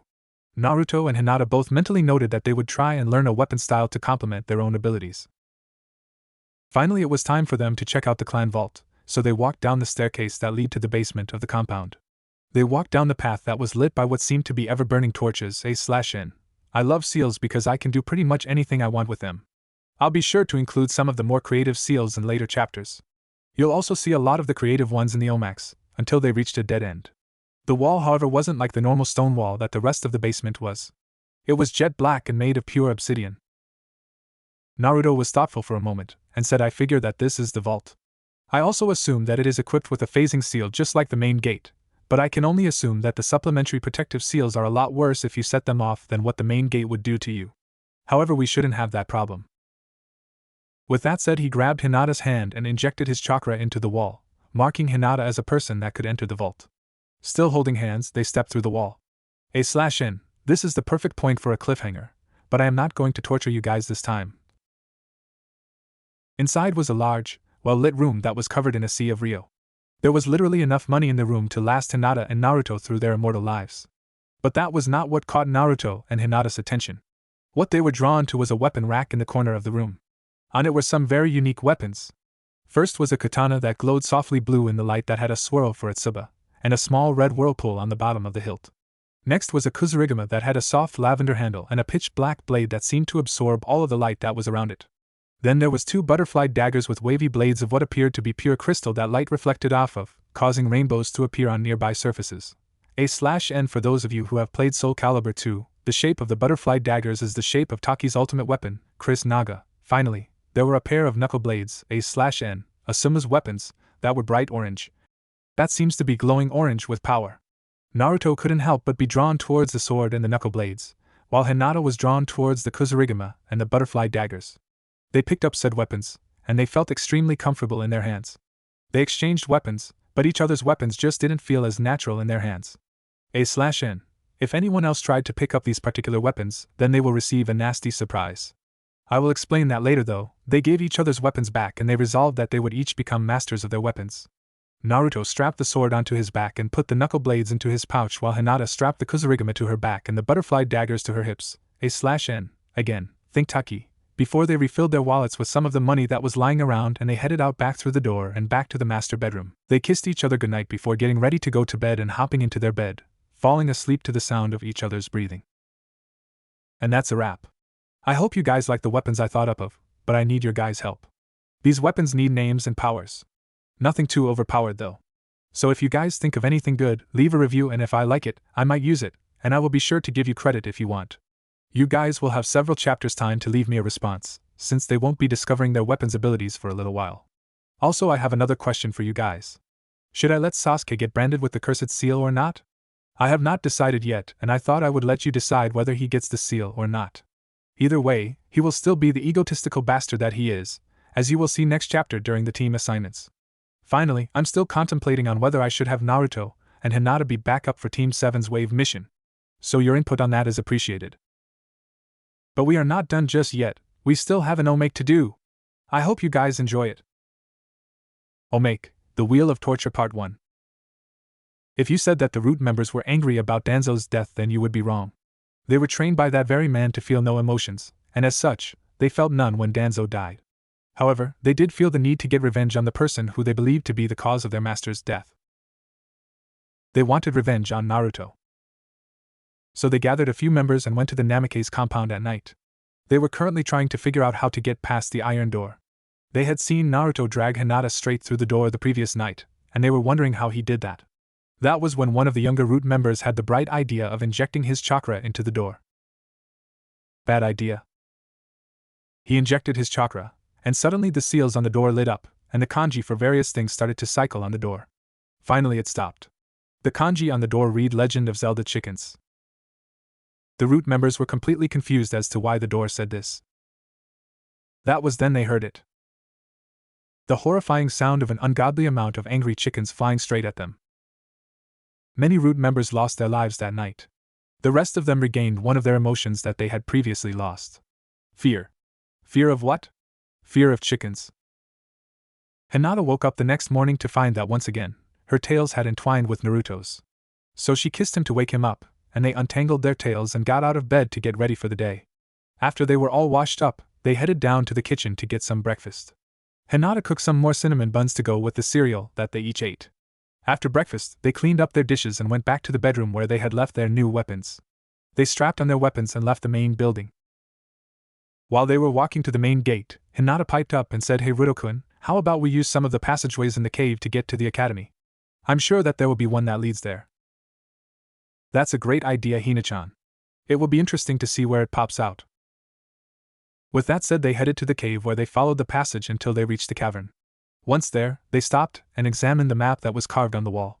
Once they memorized the way they would need to take to get to the academy, they left and started following the winding passageways. In what felt like no time at all, they reached a wall that appeared to be made of the same material that the academy building was. They also noticed that the wall had a phasing seal on it. They also noticed that the seal had the kanji of Naruto and Hinata's names on it. I guess marking you as a member of the Namake's clan on the front door also marked you on the phasing seals that these passageways lead to. That's convenient, said Naruto. Hinata nodded and then activated her Byakugan to check if the coast was clear for them to walk through without them being seen. It was, and they walked through to find themselves in the middle of a hallway in the academy. They walked towards their classroom, ignoring any confused looks that people gave them considering that they didn't bother to henge when they left. It was currently 8:30, and they would be receiving their assignments at 9 o'clock. When they got to their room, they both took a deep breath and opened the door. Surprisingly, all of the other graduating students had gotten to the classroom before them. They all turned their heads to the sound of the door opening, and were completely shocked when they saw who entered. Their eyes followed Naruto and Hinata as the couple made their way to the back of the room, where Naruto sat down in an empty seat, and Hinata sat down on top of him, straddling him legs. She then took him in a deep kiss, completely ignoring the stares that had followed them when they entered the room. Kiba was the first to recover from shock, and he got up and walked up to Naruto and Hinata. Surprisingly, what he said had nothing to do with their unsoul appearances. He said, "Hey loser, what do you think you are doing here? This meeting is for those who passed. Also you're kissing my girl." Not even breaking their deep kiss, Hinata snaked one of her tails around Kiba's neck before picking him up and slamming him 4 inches deep into the concrete wall. Finally breaking their kiss, Hinata turned her head to Kiba, giggled and said, "Silly Kiba, we know that this is a meeting for those who passed, which is exactly why we are here. Or did you not notice the leaf headbands around our arms? Also, I am not your girl. I am Ruto-kun's girl and he is my boy." With that said, Hinata engaged in another make-out session with Naruto. Seeing this, Sasuke got up and walked over to them. He then said to Hinata, "You're strong. I have decided that you will be the one to have the honor of bearing the next generation of Uchiha. All of Sasuke's fangirls squealed in protest as he said this. This time it was Naruto's tail that found itself wrapped around someone's neck. He picked up Sasuke, strangled him a little, and then slammed him 8 inches into the wall next to Kiba. This time Hinata broke their kiss and stood up in front of Sasuke and Kiba. She then said, "You two are absolute idiots. Especially you, Sasuke. Did you not hear me when I said that I was Naruto's and only Naruto's girl? Or did you think that didn't apply to you since you are a great Uchiha? Let me get one thing straight. You will never try, or even think about taking me away from my Ridokuen. Since this is only a warning, I will let you off without using the full power of my technique." With that said, she dropped into a Juken stance and yelled 8 trigrams, castration palm, A/N, a very special thanks to Lord Farsight for allowing me to use what could easily be considered Hinata's ultimate Juken technique here. I have told you all before, and I will now tell you again, go check out his crack collection, it's hilarious, before slamming her palm into each boy's crotch. Every boy in the room winced as she did this. Sasuke and Kiba were so far stuck into the wall that they couldn't even bend over in pain. So they did the next best thing. They fainted into blissful unconsciousness. Hinata then turned to Naruto, pouted and said, "Did you have to slam Sasuke so far into the wall? Now everybody will think that you are stronger than me." Naruto quickly apologized by saying, "I'm so sorry, Hina-chan. I was just so angry that he inferred that he would have sex with you that I lost some control. I know that you are stronger," he faltered under Hinata's deepened pout. "Are as strong as me." Hinata brightened up and said, "Apology accepted, Ridokuen. As for Sasuke having sex with me, that would never happen, and I doubt that he would even be able to get me to moan with that tiny dick of his. You, however, I'm sure will be getting me to scream your name in no time with what you have under your pants, as soon as I decide it's a good time to ravish you." Naruto turned bright red upon hearing this. Hinata then straddled Naruto again and locked him in another deep kiss. The class was completely silent after this. 10 minutes later, Iruka walked in shouting, "All right, everybody, sit down and shut up." He then realized that the entire class was already in their seats, and already quiet. He then noticed the still forms of Kiba and Sasuke stuck in the walls, and the forms of Naruto and Hinata kissing in the back of the room. It was then that a certain pink-haired banshee decided to speak up and screeched, "Iruka-sensei, Naruto Baka and Hinata assaulted Sasuke-kun." Naruto and Hinata both flinched at the volume of the banshee's voice, and Iruka sighed and said, "Let me guess, first Kiba walked over to Naruto and Hinata, then he probably yelled something about them not supposed to be here. I also guessed that Naruto and Hinata were doing what they are currently doing and Kiba saw fit to say something along the lines that Hinata was his. I also assumed that upon hearing that, Hinata proceeded to slam him into the wall. Next I assumed Sasuke saw Hinata's display of strength and tried to claim her as his own. That probably ticked Naruto off and resulted in Sasuke being slammed into the wall. Am I right?" Naruto broke his kiss, chuckled and said, "Exactly right, Iruka-sensei." Only afterwards, Hinata gave them a few choice before using a low-powered 8 trigrams, castration palm on them, knocking them out. The banshee shrieked again, "See, Iruka-sensei, they assaulted Sasuke-kun. You should punish them." Naruto and Hinata flinched again, and Naruto said, "Hasn't your mom told you by now not to get on our bad sides?" Sakura nodded and Naruto continued, "Then why are you still trying to go against us? We were provoked and rightfully defended our honor. Also, would you like to know why your mom is currently in a huge amount of pain?" Sakura again nodded and Naruto said, "Your mother was one of the idiotic members of the civilian council who tried to have us killed when we showed our true selves before them, even after I revealed my heritage. Therefore, we set them in their place. You may or may not know this, but when I was born, the Kyuubi was sealed within me. Therefore..." Naruto was cut off by Sakura screeching, "Then you're a demon." Naruto just grinned and continued, "I'll take that as a compliment. Hina-chan and I are half demons, or Hanyu. But for you to infer that we are the actual things is quite flattering. Anyways, I merged with the Kyuubi when I was 5, and also marked Hina-chan as my mate at that time, transforming her. So what I did to the council was I summoned the Kyuubi. He told me that he unleashed a slow-burning flame that slowly engulfed the council members' bodies. I'm told that that will probably be the most painful thing that they will ever experience in their pathetic lives. So now the entire council is on our side. I am also sure that each of the shinobi clan heads told their kids to not get on our bad sides, and as to why Kiba ignored that, I have no idea. But Hina-chan put him in his place, and Sasuke got what he deserved for trying to take her away from me." At this, the entire room was silenced. Then, interestingly enough, it was Shikamaru who spoke up and said, "You mentioned your heritage? What do you mean by that?" Naruto again grinned and said, "I know you, Shikamaru. You're the laziest person who has ever existed, but also probably the smartest. So you tell me, Shikamaru, who am I related to? If you guess right, I'll give you permission to enter our estate as a guest. No one has ever had that privilege before." I would actually like for you to come in, since Hina-chan and I have found quite a few scrolls that would really help with not only your family's shadow jutsus, but also the Nara clan medicine as well. So who am I related to? Shikamaru studied Naruto for a moment, locked his eyes on his blonde hair and blue eyes, then widened his own eyes to the size of plates, before muttering, "You're his son, aren't you? That has to be the most troublesome thing to have ever existed." Naruto laughed and said, "It seems you figured it out. Congratulations, Shikamaru. As promised, you will be the first one to ever be a guest in our estate. We will figure out a time later." The rest of the class was completely confused as to what had just happened, so Irika decided to clear it up. "I think I will start the team assignments now, as that will clear the confusion. I will start with the special team of Team 15. The members will be Naruto and Hinata Namikaze, under the Jonin Sensei of Anko Midarashi." The rest of the class's eyes widened in surprise at this revelation, while Naruto and Hinata were sort of surprised that they had gotten a sensei when they had requested not to, but they hid the surprise from their faces. Irika continued saying on to the normal teams. Team 7 will be Sasuke Uchiha, Kiba Inuzuka, and Sakura Haruno under Kakashi Hatake. Team 8 will be Shino Aburame, the transfer student Fu of Takigakure, and the transfer student Yujitoni of Kumogakure under the Jonin Sensei Kurinai Yuhi. A/N, Shino is one lucky guy, right? Don't worry, he will only be in a relationship with Fu, and both Fu and Yujito are 13. Naruto, upon hearing this, whispered to Hinata, "We need to talk with that team sometime later. Those two are like what I was before I merged."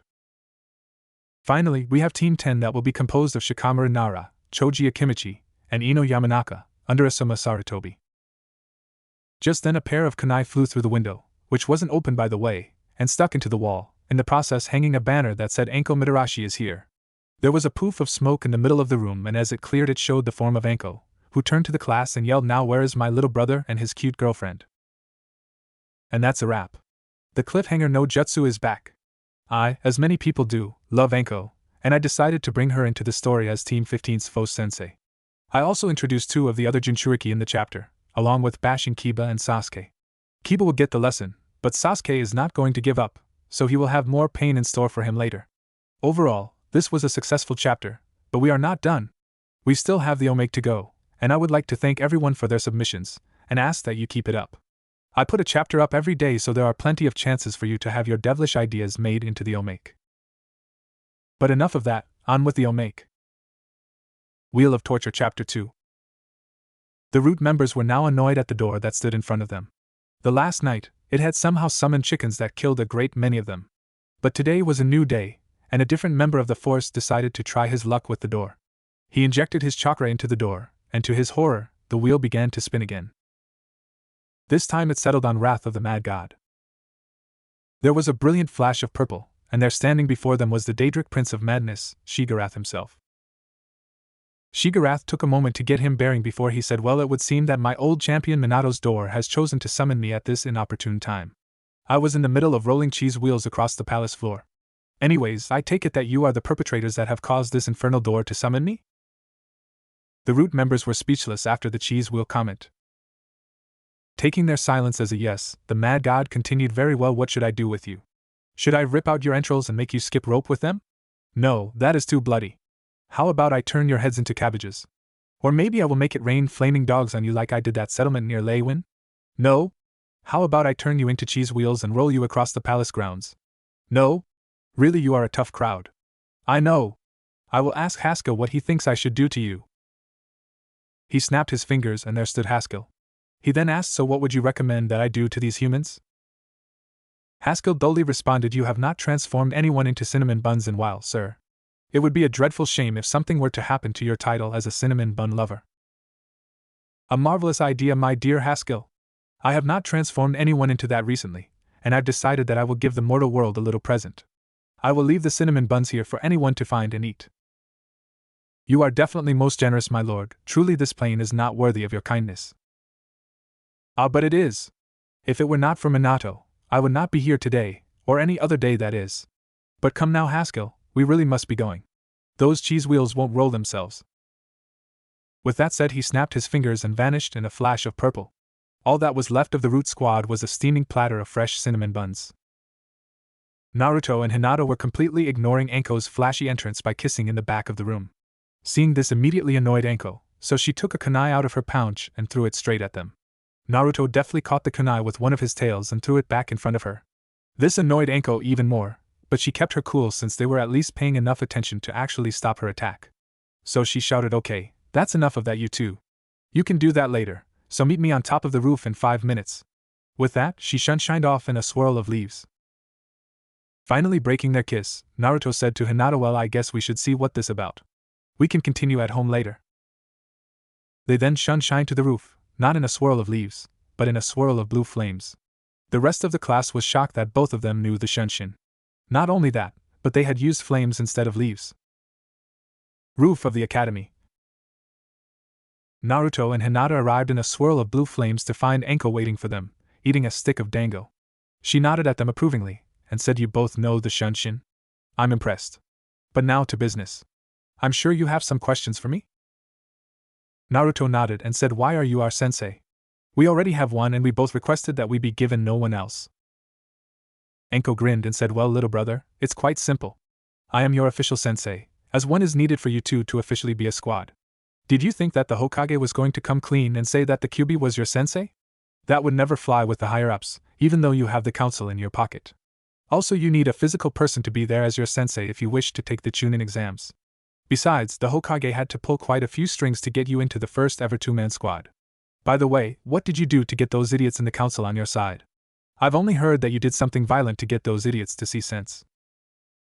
Now it was Naruto's turn to grin as he said, "Sorry, big sis, but that's classified.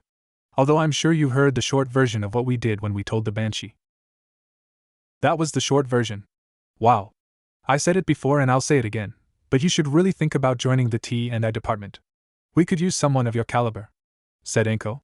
"Anyways, on to business. Normally I would have you take a test to see if you are truly worthy of being a genin team, but as you two are a special case, I see no need to conduct said test. From what I get the impression of, you two are already high Chunin to low Jonin level already." Naruto said to Hinata through their mind link, "More like high Jonin to Kage level. But Anko doesn't need to know that before saying to Anko, so since you are our official sensei, will you need to be there for our missions?" Anko was thoughtful for a moment before she said, "I don't think that I will need to be there. You kids can handle yourselves. The only reason I'm here is to keep the other genin squads from asking questions. So now that that's done, I'm going to take my leave and get some more dango. You two can have fun doing whatever you want. If you ever want any training in poisons though, don't hesitate to ask." With that she shined away to get some more of her precious dango. Naruto turned to Hinata and said, "So what do you want to do, Hina-chan? Should we head back to the estate to continue what we were doing in the classroom? Or should we drop by the old man and get some missions? I know that we don't need any money, but you have to have completed a number of missions before being able to take the Chunin exams. So what do you say? How about we do both? We can drop by the Hokages to get a few missions, then create some clones to do the missions while we head back to the estate so we can continue." "Great idea, Hina-chan." With that they shined away in a swirl of flames. Hokage Tower. The Hokage was happily smoking his pipe as he relaxed in his chair. Sure, what Naruto and Hinata had done to the council had resulted in an astounding amount of paperwork, but it was worth it in his eyes. For one, he got to watch the council get put in their rightful place, which is something he should have done a long time ago. Second, and by far more important, Naruto had told him the secret to defeating the Hokage's bane. If he had not learned this, and he got the amount of paperwork from that incident that he did, he would be drowning in paperwork for at least a year. But that was not the case. Thank the log for shadow clones. How he had not thought of using them before was beyond him, but now that he knew, he had so much time on his hands to do what he wanted. He was half tempted to take a S-rank mission for the fun of it, but the council would never allow it. So there he was sitting in his chair, almost bored. But he could never truly do nothing for long enough to become bored because there was always someone who would appear through the window to ask something of him. It was while Hiruzen was contemplating these things that Naruto and Hinata appeared in a swirl of blue flames. Hiruzen looked up at them and said, "I see that you too have learned the shunshin. Very impressive for a fresh genin." Naruto laughed and said, "I see that you are enjoying not drowning in paperwork, old man." Hiruzen let out a hearty chuckle and said, "Yes, thanks to you. I am in your department. Now what is it that you two want? I assume that you didn't stop by just to chat." "Give us 20 D-ranked missions, old man," said Naruto, "and you will not need to pay us when we complete them, just make sure that they go on our record when our clones turn them in. We have no need for any extra money, we checked out the clan vault and I don't think that we will ever need to worry about our monetary status ever. Even considering the fact that we will never die unless killed." Hiruzen chuckled and said, I see that you two are aiming to become Chunin as quick as possible. Will your clones be under a henge or will they be your true selves? Hinata giggled and said they will be our true selves. Rudo-kun and I want to get the village used to the fact that we are Hanyu and that we are of no harm to them. So we are starting with common D-ranked missions to get ourselves known throughout the village. We won't care what the villagers say as long as they let us do our jobs. And hopefully after they see us do our jobs, they will begin to appreciate us. But that will be for the clones to do. Rudo-kun and I are heading back to the estate to finish what we had started in the academy classroom before we were rudely interrupted, multiple times. Hiruzen's sweat dropped upon hearing this, and he got 20 mission scrolls. He handed them to Naruto and Hinata, who walked out the door. They looked over each of them and Naruto was reading over the scroll that had the Capture Tora mission on it when Kurama spoke up in his mind. Kit, I have an idea for that mission. Summon your mom. When she tortured the council, she used that cat as one of the ways that she tortured them. Naruto said hi, Kurama-sensei, and went through the hand seals for the summoning jutsu. He slammed his palm on the ground and in a puff of smoke, there was his mother. So you want me to summon Tora? Asked Kushina. Very well, but I should be the one that gives her to the Hokage, as I am one of the few people that can hold her without getting their face clawed off. With that said, she ran through the hand seals and slammed her palm on the ground saying Kuchios, Oni Niko. Tora appeared in Kushina's arms in a puff of smoke, and to everyone's surprise, she proceeded to jump out of Kushina's arms and into Hinata's. Kushina then said, I'm impressed, Hinata. The fact that Tora accepts you is all the proof that I need to allow you to sign my special summoning contract. She then clapped her hands and a large scroll appeared in her hands.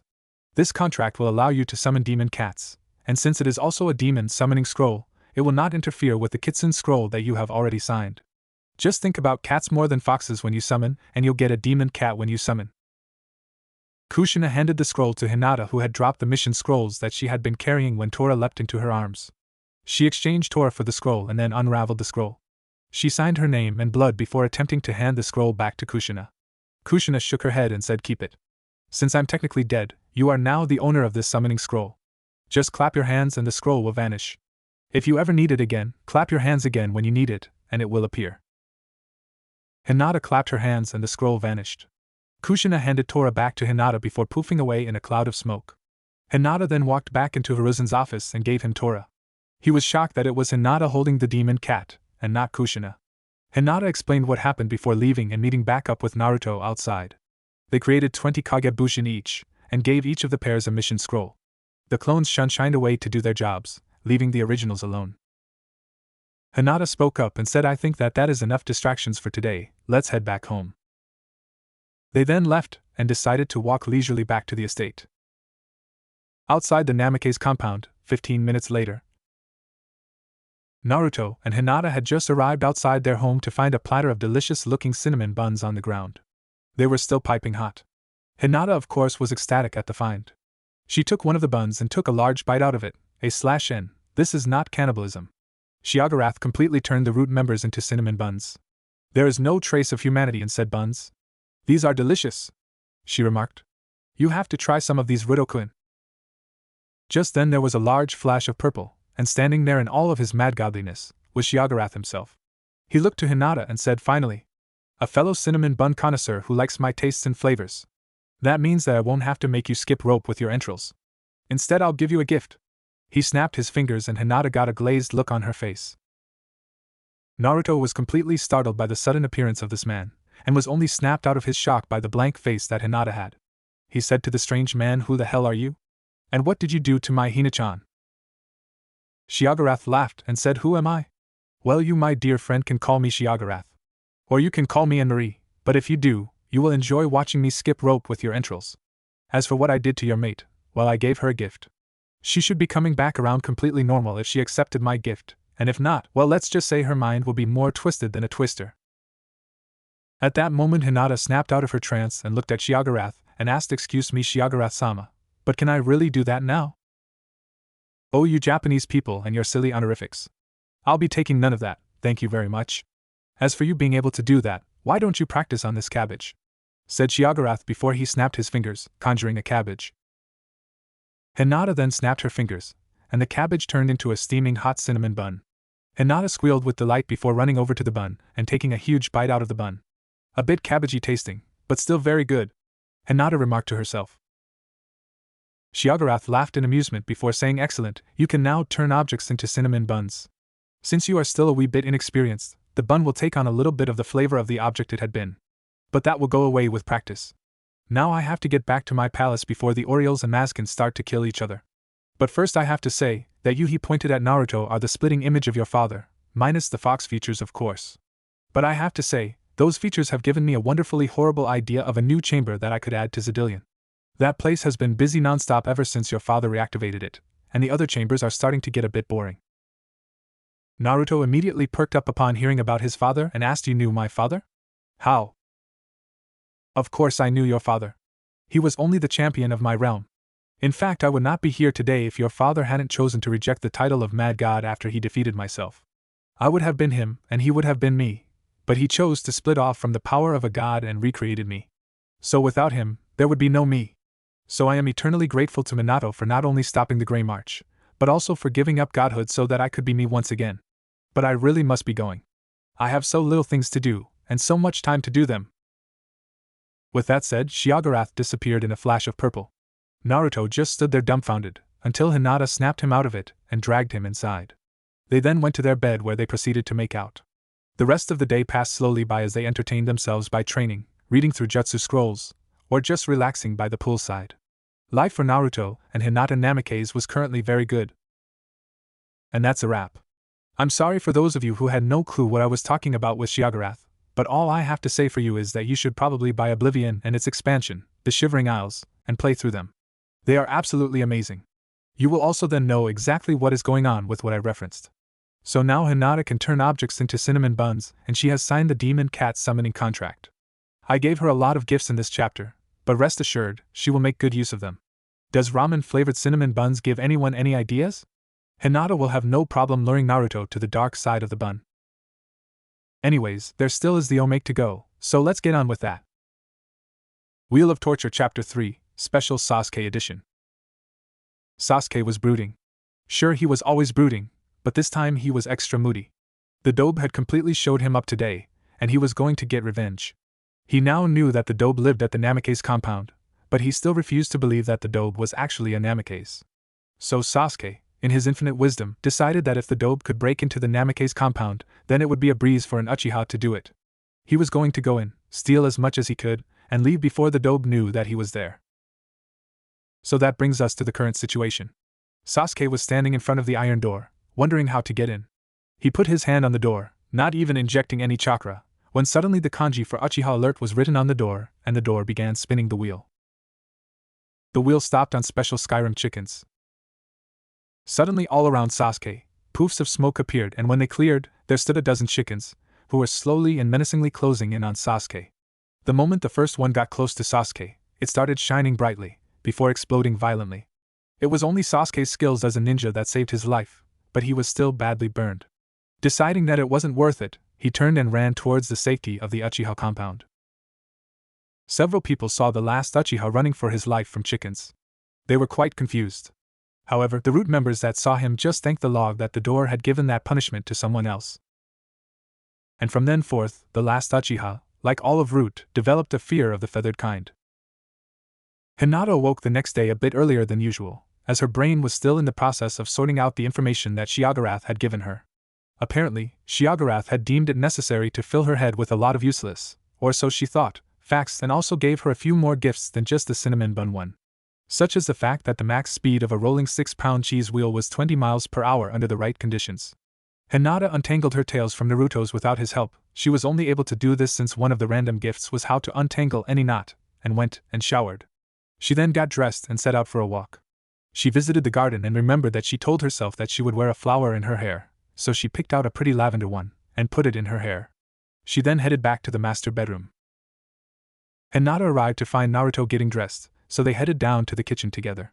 Hinata had a devious idea of what to make using her new powers, so she told Naruto to wait outside while she made breakfast. Inside the kitchen, she set to work.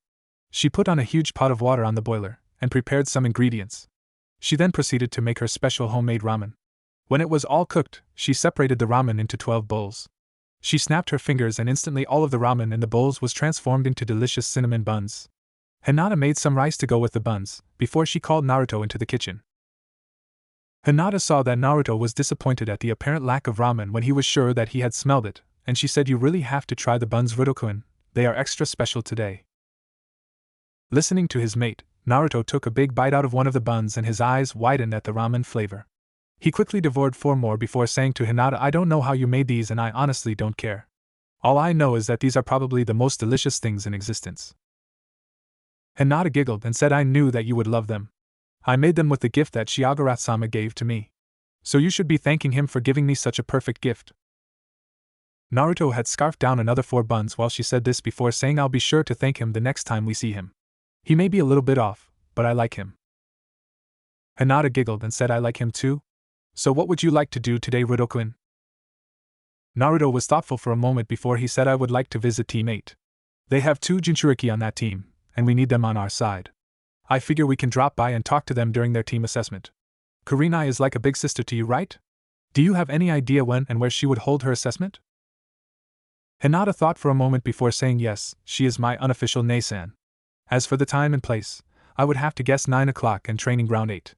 That was where and when she took me to privately train back when I was with them." She said them with a large amount of venom in her voice. "Okay, it's 8:45 now, so we should head out." They cleaned up their dishes and headed out. Training ground 8, 9 o'clock. Shino was confused. While he liked his team just fine, as he felt he might be able to open up a little bit to them, he was confused about the lime-haired girl that was chatting animatedly to their other teammate. For some reason, Shino's bugs seemed to be drawn to the girl. He couldn't figure out why, other than for some reason she had a bit of odd chakra. But the weird thing was the other girl on his team also had odd chakra, but his bugs seemed to not care about her. So Shino was standing there trying to figure out the enigma that was the girl named Fu, when Kurenai appeared in a swirl of leaves. "I'm glad to see that you 3 are punctual. To be late for a mission is a crime in my book," said Kurenai while thinking of a certain book reading Jonin. "So today is the day where we see if you 3 are truly ready to become genin. I hope for your sakes that you do well. Today's test will be..." Kurenai was suddenly cut off by Fu and Yujito suddenly whipping around and standing at the ready. "What is it, you two? Your files never said anything about you two being sensory types. And I don't sense anything off," said Kurenai.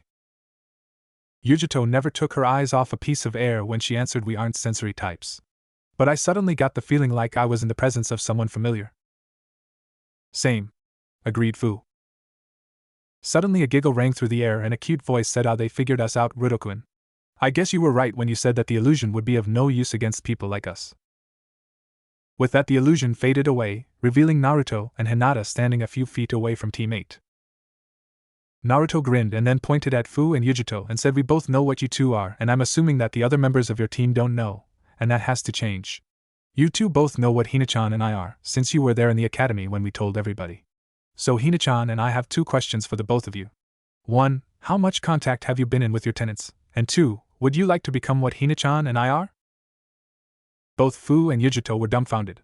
How did this couple know their secrets? No one other than the Hokage knew that they were Jinchuriki. So Fu spoke up and said, "How do you know about that? The only person who is supposed to know that is the Hokage." Naruto laughed and said, "Duh, I was like you two are. So of course I recognize another one of my kin. Besides, if you two were not what you are, you would have never have been able to sense us through our illusion." Kurenai chose to interrupt at this point and said, "What are you talking about, Naruto? What do you mean that they are like you were?" Naruto smiled and said, "Well, the easiest way would be to show you all." With that said, he clapped his hands and everyone there fell into unconsciousness. Shared mindscape. Shino and Kurenai woke up to find themselves in a blank expanse of space. They looked around and were immediately fearful for their lives. Standing around them in a circle were Naruto, Hinata, Fu, and Yujito. But that was not what scared them. What scared them was that behind Naruto and Hinata was a 9-tailed fox. They then looked at Fu and Yujito and were completely surprised. Behind Fu was a giant beetle with 6 wing-like tails and a 7th normal tail. Behind Yujito was a large cat with 2 tails that seemed to be entirely composed of blue flames. They were equally surprised when the fox behind Naruto and Hinata started to speak. "Chome Matatabi, it is good to see you again. Now I would like you to kindly answer the question that my kit asked your containers," said Kurama. Matatabi spoke up first and said, "I have taken care of my kitten ever since she was left an orphan when her mother died. She has decent control of my powers and I am her mother figure. I speak with her every day." Kurama nodded and said, so you chose the direct approach. Very well, what about you, Chomei? I, the lucky number 7 Chomei, have chosen to only help Fu when she was in danger of dying. She knows that I'm inside her, but I don't interact much with her. If I may ask, Kurama, what approach did you take with your container? I can see that you two have merged, but I am indeed curious as to what would make you choose to do that. I would have thought that you would have been too proud to ever accept a merge. Kurama laughed and said, I took the same approach that you did. I appeared when he was in danger to save him, but he did something so ridiculous that I offered him the chance to merge. Then he did something even more ridiculous than the first. Oh, so what did he do? Asked Matatabi. Kurama again laughed and said, the brat stood up to me. And then after he accepted the deal to merge to save his vixen's life, he actually asked what my name was. No one had ever asked my name before. That's what made me really respect the kit. Naruto then interrupted the beasts and said, while I understand that you haven't seen each other in a long time, can we get to the reason that we are here? I want you two, he pointed at Fu and Yujito, to merge with your bijou. Chomei then spoke up and said, and why should we listen to you? Kurama spoke up and said, if you think that the container gets all the perks when you merge, then you would be dead wrong. First, you wouldn't be stuck behind a seal all the time. You would have free range in your container's mindscape. Second, your container would be able to summon you to the real world. I have to say that it feels excellent stretching your legs after being stuck in a seal for so long. And third, you get a Hanyu form that you can take whenever you want, so you don't have to be stuck in such a large body all the time. Chomei thought this over for a moment before saying, that sounds acceptable. I will merge. Come here, Fu, and rip my seal off. I promise that I will not take over. Fu looked at Naruto and asked, what will I get if I merge with Chomei? Naruto was thoughtful for a moment before he said, well, I'm really not sure what will happen to you appearance-wise, but I can guarantee that you will be far stronger than before. Also, if I am correct, you will be able to share your power with one other person. For Kitsune Hanyas that happens through the mate mark, but I have no clue how it will work for you with Chomei being an insect. The only cons are that you will be quite noticeable as someone who isn't normal. Fu then walked over to Chomei and said, I'll do it. Her seal appeared in front of her, and she ripped it down. There was a bright flash of lime green chakra, and when it died down it revealed the new and improved Fu. She was 18 now, and the only change that was obviously from Chomei were the 6 yellow and red wings that grew out of her tailbone. She had grown slightly taller, and her were straining uncomfortably against her tight shirt. How they didn't rip through the shirt, no one knew. She previously had B cups, but they had grown into D cups from the change. She quickly used the demon henge to change her back until she could get new clothes. A/N, the demon henge actually changes your body unlike the normal henge, which is just an illusion. Shino had turned bright red upon seeing the new Fu. While he now understood why his insects were so interested in her, now he felt like he should follow whatever she said to do. That and his physical reaction to Fu's new body left the normally emotionless man struggling to gain control over his emotions. Fu laughed at Shino as she understood exactly what was happening to him. She had just become a queen of insects, and since Shino had merged his body with insects, he was struggling to control the urges to obey the queen. She came up with a brilliant idea and said to Shino, I am now a queen of insects, so I understand that you will want to follow me and do whatever I say.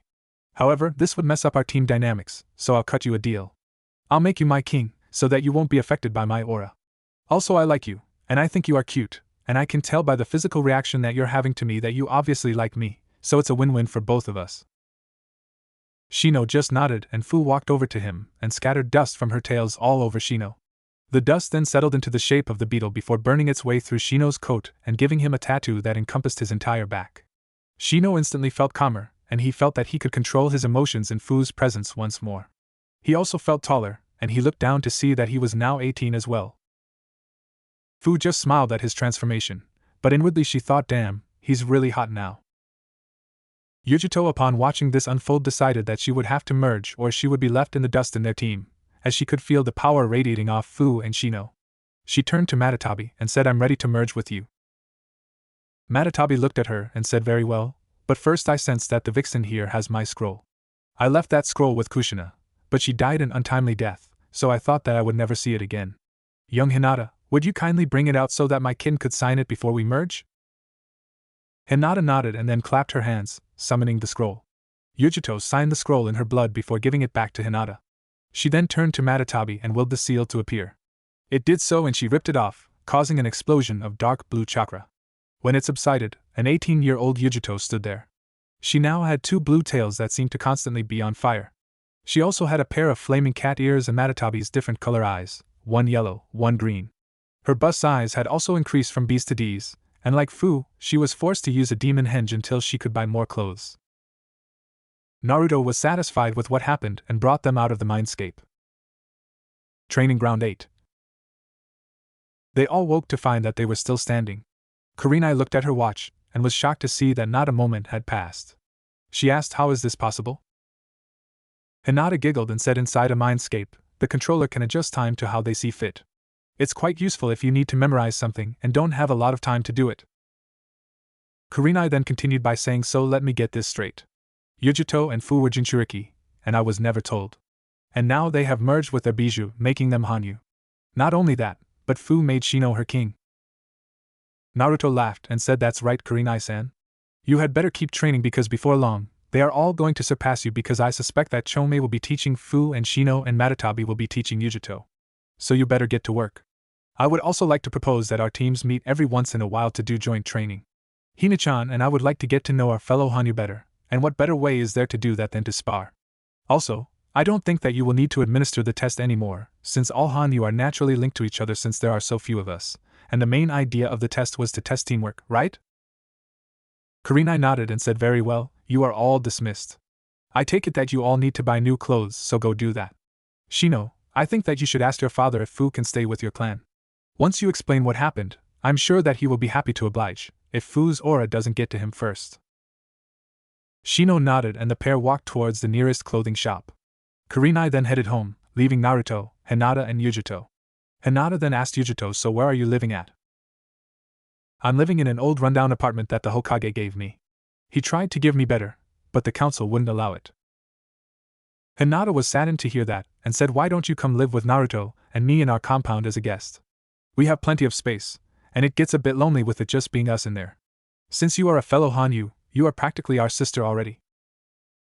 Yujito was shocked at Hinata's offer and said, "I'm honored that you would even consider letting me into your estate, especially since I am from another village. But I feel as though I would betray your trust if I took up on your offer without telling you why I was sent here. Kumo sent me as a spy to find a Hyuga that we could capture during the upcoming Chunin exams. I told them to target you, Hinata, as you always appeared to be so weak in the academy. I was definitely wrong." Hinata just giggled and said, "I knew that Kumo would probably try to take me during the exams. They already tried to capture me once before when I was 3. This time they will be in for one hell of a surprise. Besides, my Rido-kun will be targeted by anybody who is from IWA once they find out his last name. They will probably target me too now that I think about it. But we will be prepared, and they won't know what hit them. So while I thank you for telling us that, the information is sort of useless. But my offer still stands. You are a sister to us, and we have seen that you are a good person. After all, you were only following your orders." Yujito was practically moved to tears by what Hinata said, and she said, "I would be honored to take up on your offer, my sister. But before we head home, can we go shopping first? I need to get new clothes." With that, the three left to go shopping. Wheel of Torture Chapter 4. The Root members were back at it once again. They had decided that they were going to send every member they had to try their chakra one at a time in hopes that one of them might have been from the Namikaze blood. So today's unlucky victim walked up to the door and injected his chakra. The wheel began spinning and the watching Root members began praying to the log that the member who had injected his chakra have a good life in the afterlife. Or they prayed that he may be reincarnated into something more peaceful, like a potted plant. The Root member watched the wheel in horror as it came to a stop. His fate was decided. The wheel said reincarnation, potted plant. And with a flash of light, the Root member was now a potted plant. And so the log answered their prayers. One of the Root bystanders went to the potted plant and picked it up, thinking that the newly made plant would be fitting in his house. He never got that far. He was walking down the hill from the Namikaze compound when he tripped and broke his neck. Being reincarnated as a plant did not stop his fate. His pot shattered and he died, his soil scattered across the ground. After Hinata took Yujito and a grumbling Naruto shopping, they hinged into civilians so that they wouldn't get any trouble. They headed back to the Namikaze compound. Naruto decided that he was willing to let Yujito full access to the compound, as she was his new sister. So he marked her chakra in the door before they walked through. Naruto and Hinata gave Yujito a tour of the compound, before telling her the ground rules. First was that she would never enter Naruto's study, or the cave in the side of the mountain. Second was that she should put anything she used back in its place when she was done with it. Third was that she was not allowed to bring any guests into the compound, without the explicit approval of Naruto or HInata.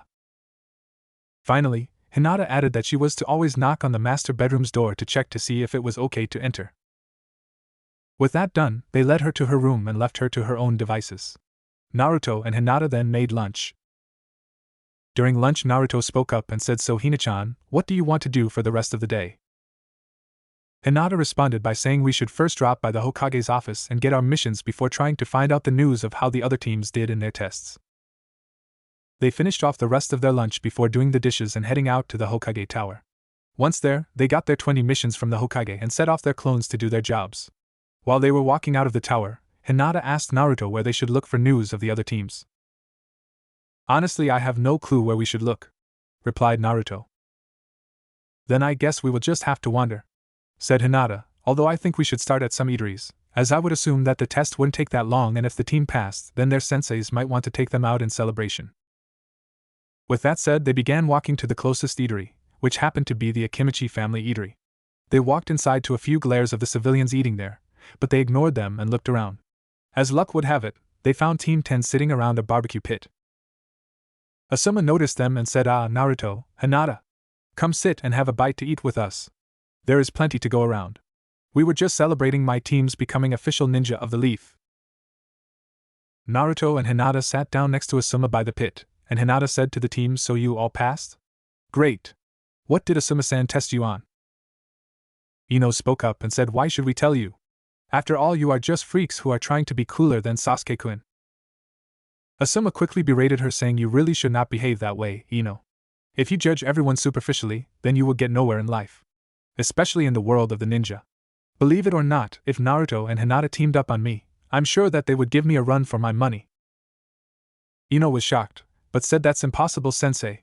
You're a Jonin, and they are both Genin. What could they possibly do to you?" Asuma looked towards Naruto and said, "Is it okay if I tell them?" Naruto nodded and Asuma continued, "I'll let you in on a little secret. I happened upon Naruto and HInata training with their real sensei one day as I was taking a walk. The things I saw them do were insane. There would be no way that I could replicate their training methods and live. If I didn't know better, I would say that their sensei was trying to kill them with what he was having them do." Asuma's words sunk into his team, silencing them, when HInata giggled and said, "That's because he was trying to kill us with his training. His excuse was that it builds character, A/N, Calvin and Hobbes, anyone? And he succeeded, several times in fact. Let me tell you, dying is not fun. Especially when the Shinigami wants to train you after you do die. His training is the absolute worst. All the pain in the world and no way to escape it. You can't die since you are already dead, and you apparently can't fall unconscious when you are dead. Our only hope was that our sensei would take pity on us and revive us." Ino found her voice again and said, "What you are saying is impossible. If you died, then you shouldn't be here alive. No one has the power to bring back the dead." Shikimura then spoke up and said, "Actually, you're wrong on both accounts, Ino. It's probably the most troublesome thing in existence, but there are actual jutsus to bring back the dead. I believe that I heard my father say that the Nidaime Hokage created a jutsu like that. However, all of those jutsu come with a heavy price to pay in exchange. The only being with the power to bring back the dead without a price is the Shinigami himself, or so I've heard." HInata responded to him saying, "You are correct, Shikimura. The Shinigami is the only being allowed to revive the dead for free, but he can pass along that ability as a gift. He gave that gift to our sensei." Ino's eyes shot wide and she said, "So Anko-sensei can bring back people from the dead?" Shikimura responded saying, "Were you not paying attention, you troublesome woman?" HInata said that their sensei is a he, and Anko is definitely the opposite of a he. Choji then looked up from eating his barbecue and said, "Then who is their real sensei?" Shikimura sighed and said, "The answer is another reason why at the very top of my most troublesome list are Naruto and HInata and not my own mother. If you think about it, it's quite simple. Their real sensei who has been training them since they were both 5 is the Kyuubi itself." Ino just stammered out, but that's impossible. Why would the very demon that destroyed the village try to help the village by training Leaf Shinobi? Naruto just scoffed and said, "You really need to stop thinking so superficially, Ino. Just because he is a demon does not mean that he just hates humanity. While he is not human, he still has a soul, and he does feel emotions. While he does enjoy destruction, he would normally only choose to kill those that deserve death. Although I have to admit, a lot of the villagers do deserve death based on the way that they have treated me, and the way that they are now treating Hina-chan. They keep trying to refuse our services even though we don't want any money from them in return. But that's beside the point. The reason that he attacked our village is that he was controlled. He was not acting of his own free will, and I feel that his helping Hina-chan and I become stronger is one of the ways he is saying that he is sorry. Ino was still defensive, and she said, I still don't believe that. You are just trying to take away Sasuke-kun's rightful attention. I bet that those tails and ears are not even real. They have to be some sort of hinge. And there is still no way that the Kyuubi is your sensei. He's a demon. Hinata had had enough of Ino's superficial behavior. She snaked one of her tails around Ino's neck and held her in the air by her throat. Growling, she said, does this feel like a hinge? Can a hinge slowly squeeze the life out of your pathetic body? I have been patient, but I have had enough of your superficial and fangirlish behavior. Turning to Naruto, she ordered him summon him. I want this girl to see just how wrong she is. I don't care if it freaks out everybody in the building and causes an incident. Just our being here is freaking people out enough, and most of the civilians left when we walked in. So hurry up and summon him. Naruto was seriously scared of Hinata at that point. He had never seen her that angry before, so he quickly followed her orders. In a puff of smoke, standing there was Kurama in his half-human form. Hinata dropped Ino, who then proceeded to cower in a corner for fear of her own life. Kurama just laughed and said to the terrified girl, you are really pathetic. I should kill you for being unworthy to even be called human, but instead I'm going to prove a point. I'm going to prove that I am not the mindless monster that you think I am by letting you live. Maybe that will knock some sense into you. Who knows, maybe you can learn to be useful by learning to view people for not only what they look like on the outside. My kid was right when he said that he thought I was sorry. I truly am sorry for what I did to your village, but if truth be told, I shouldn't have to be, since it was one of your village's own precious Uchiha that controlled me into attacking the village. So while I could rightfully slaughter you all, I am instead helping your village become stronger than it ever was by training the strongest Hokage and his wife that ever existed. So get it out of your pathetic head that I am mindless and evil. I am on your side, and will be so long as you never harm my kit and his vixen. Also, stop chasing after that stupid brat with the duck's ass on his head. He will never go anywhere in life if he stays like he is, so you might as well not drag yourself to his level. You have potential, but right now you are just a pathetic fangirl. Get it out of your system, train hard, and work with your team so that you will make a name for yourself. The civilians that had stayed even though Naruto and Hinata had entered the establishment were about to run out when they saw who Naruto had summoned, but when they heard Kurama start talking, they couldn't help but feel that they had been too judgmental of Naruto, Hinata, and the Kyuubi. They left that day changed people. Asuma turned to Kurama and said, thank you, Kyuubi-sama. When I watched you train Naruto and Hinata all of those years ago, I knew that you were trying to help them so that they could reach their goals. Ever since that day, I have learned not to judge things superficially, and I hope that Ino will reach that realization with what you have said to her. For that I am truly thankful, and hopefully this will mark a new start for my team. The only reason that I was able to pass them today was that Shikamaru managed to convince Ino to help him with his plan was by offering to get a piece of Sasuke's clothing for her. I hope that now she will stop being a fangirl and will now focus on becoming stronger. Ino snapped out of the state of shock that she was in upon hearing these words, stood up and looked Kurama in the eye and said, I was wrong about you and wrong about the whole way I viewed the world. Your words have made me see the truth. I will stop chasing after Sasuke, as I realize now that while I have done everything that I could to get him to even acknowledge me, he never did. He isn't worth my time. For this, and I can't believe that I am actually saying this, I am in your debt, Kyuubi-sama. Kurama let out a loud laugh and said, you snapped out of your shock quicker than I would have thought. You are strong, girl. It was only your attitude towards the world that had made you weak. But now I must ask you, what is your new goal? Ino answered without hesitation, saying to help my team become the next and greatest Ino Shikucho trio.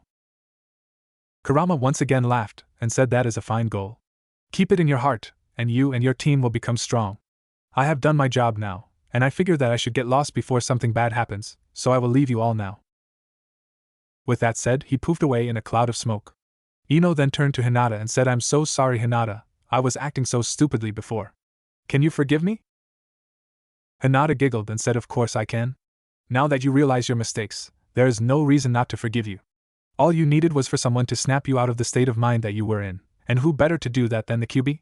He is very good with words, but he is very blunt about the truth. Ino laughed and said, I know. But the sad thing was that what he said was the exact truth. I will need to work hard from now on to change that truth. Naruto looked to Hinata and said, well, Hina-chan, I think we are done here. We still have to find out what happened with Team 7, but I really don't want to speak to any of the team's members about it. So I suggest we find Kakashi. He is an old friend of mine, as when he was in Umbu, he helped save my life from the villagers a few times. I know exactly where he will be. Alright, Ruto-kun. After we talk with Kakashi, it should be around dinner, so how about we go on a little date afterwards? We haven't had an official one yet. They said their goodbyes to Team 10, before shining away to the Memorial Stone. Memorial Stone. Kakashi was standing at the Memorial Stone, contemplating the day's events when a voice called out at him and said, "Hey Kakashi-san, still moping about the past, I see." He turned to see Naruto and HInata walking towards him. "Actually, I was thinking of how today's test went today," replied Kakashi. Naruto chuckled and said, "So you were moping about the test? So how did those three do?" Kakashi sighed and said, "In all honesty, they shouldn't have passed." HInata asked, "Then why did you pass them then?" "Because if I didn't pass the Uchiha, then the council would kill me. They love that boy and I can't see why they do. He is just a stuck-up brat who thinks he owns the world." The excuse that I came up with to let them pass was that Sakura followed Sasuke's plan perfectly, and Kiba actually saw the sense that he would need to team up with them if he even wanted to stand a chance. I also ended up tying Sasuke to a log and left him to watch his teammates eat lunch as part of the teamwork test, and I suspect that it was only Sakura's undying devotion to him that allowed them to pass that part of the test. Ironically, it was Kiba who showed the most potential of those three. His teamwork with Akamaru was superb. Naruto sighed and said, "I figured that you would be forced by the council to pass them, but I am surprised to hear of Kiba's potential. Maybe if he could figure out that women are not objects, then we could actually see eye to eye. I'm still willing to give him a chance, even after what he did in the academy. I figure the best way to knock some sense into him would be to beat him up in a fight, but I really don't want to do any joint training with your team. No offense to you, Kakashi-san." Kakashi chuckled and said, "None taken. I don't even want to train my team. But I figure that I have to, and maybe I can get some sense knocked into them if I introduce them to Guy and his flames of youth." Naruto shuddered and said, "While I agree that that actually might work, I just want to be as far away from them when you do it. I'm supposed to be 100% immune to genjutsu, and somehow I am still affected by the special genjutsu that Guy and Lee use together." "I completely agree with you there. Did you know that the Hokage had that jutsu rated as an S-ranked genjutsu?" asked Kakashi. "Really? That explains a lot. Anyways, Hina-chan and I have a date to go on, so we have to go get ready for that. I'll see you around, Kakashi-san." With that, Naruto and HInata shined away to get ready for their date. Wheel of Torture Chapter 5. Today was the day, is what the Root members thought. Today is the day that we will get into the compound. After numerous failed attempts to get through the main gate, one of the members had the bright idea of climbing over the walls. And so they had begun to climb the walls. They reached the top of the wall and were surprised to find that they were stopped from actually going past the peak of the wall by some sort of invisible barrier. Just then, someone screamed into their comms, "Abort! Abort! The wheel is spinning!" The member who had said this watched the wheel on the gate spin. It chose to settle on cliff racers. The members on the wall watched in horror as the sky was filled by puffs of smoke. Out of the smoke flew cliff racers which proceeded to attack the members on the wall. Several of the members chose to jump to their death, instead of facing the wrath of the flying pterodactyl-type monsters. The victorious shrieks of the cliff racers filled the skies as they left none surviving. They flew circles around the dead bodies until they poofed back to the Red Mountain in clouds of smoke. Naruto and HInata arrived in front of the Namikaze compound in a swirl of flames. They headed inside and went to their bedroom. HInata turned to Naruto and said, "How about you pick out what you are going to wear and go to Yujito's room to get changed? Send her in here so that she can help me pick out what I'm going to wear." "Fine, but no using your Byakugan to get a sneak peek on what I'm wearing. I want it to be a surprise. Just send Yujito in to tell me when you are ready," replied Naruto. HInata giggled and said, "You're no fun. But I won't peek. Now run along and get Yujito." Naruto went to his closet and picked something out, but he used his body to shield the garment from Hinata's prying eyes. He then left and went to the guest room that Yujito was staying in. He knocked on her door and waited, hiding his choice of clothes behind his back.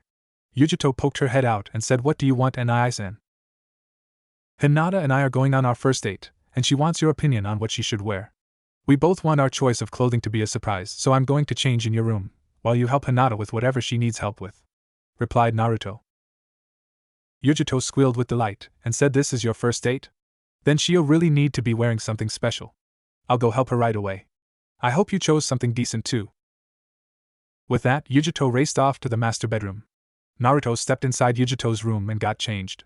He started watching TV until half an hour later someone knocked on the door. He answered and found that it was Yujito.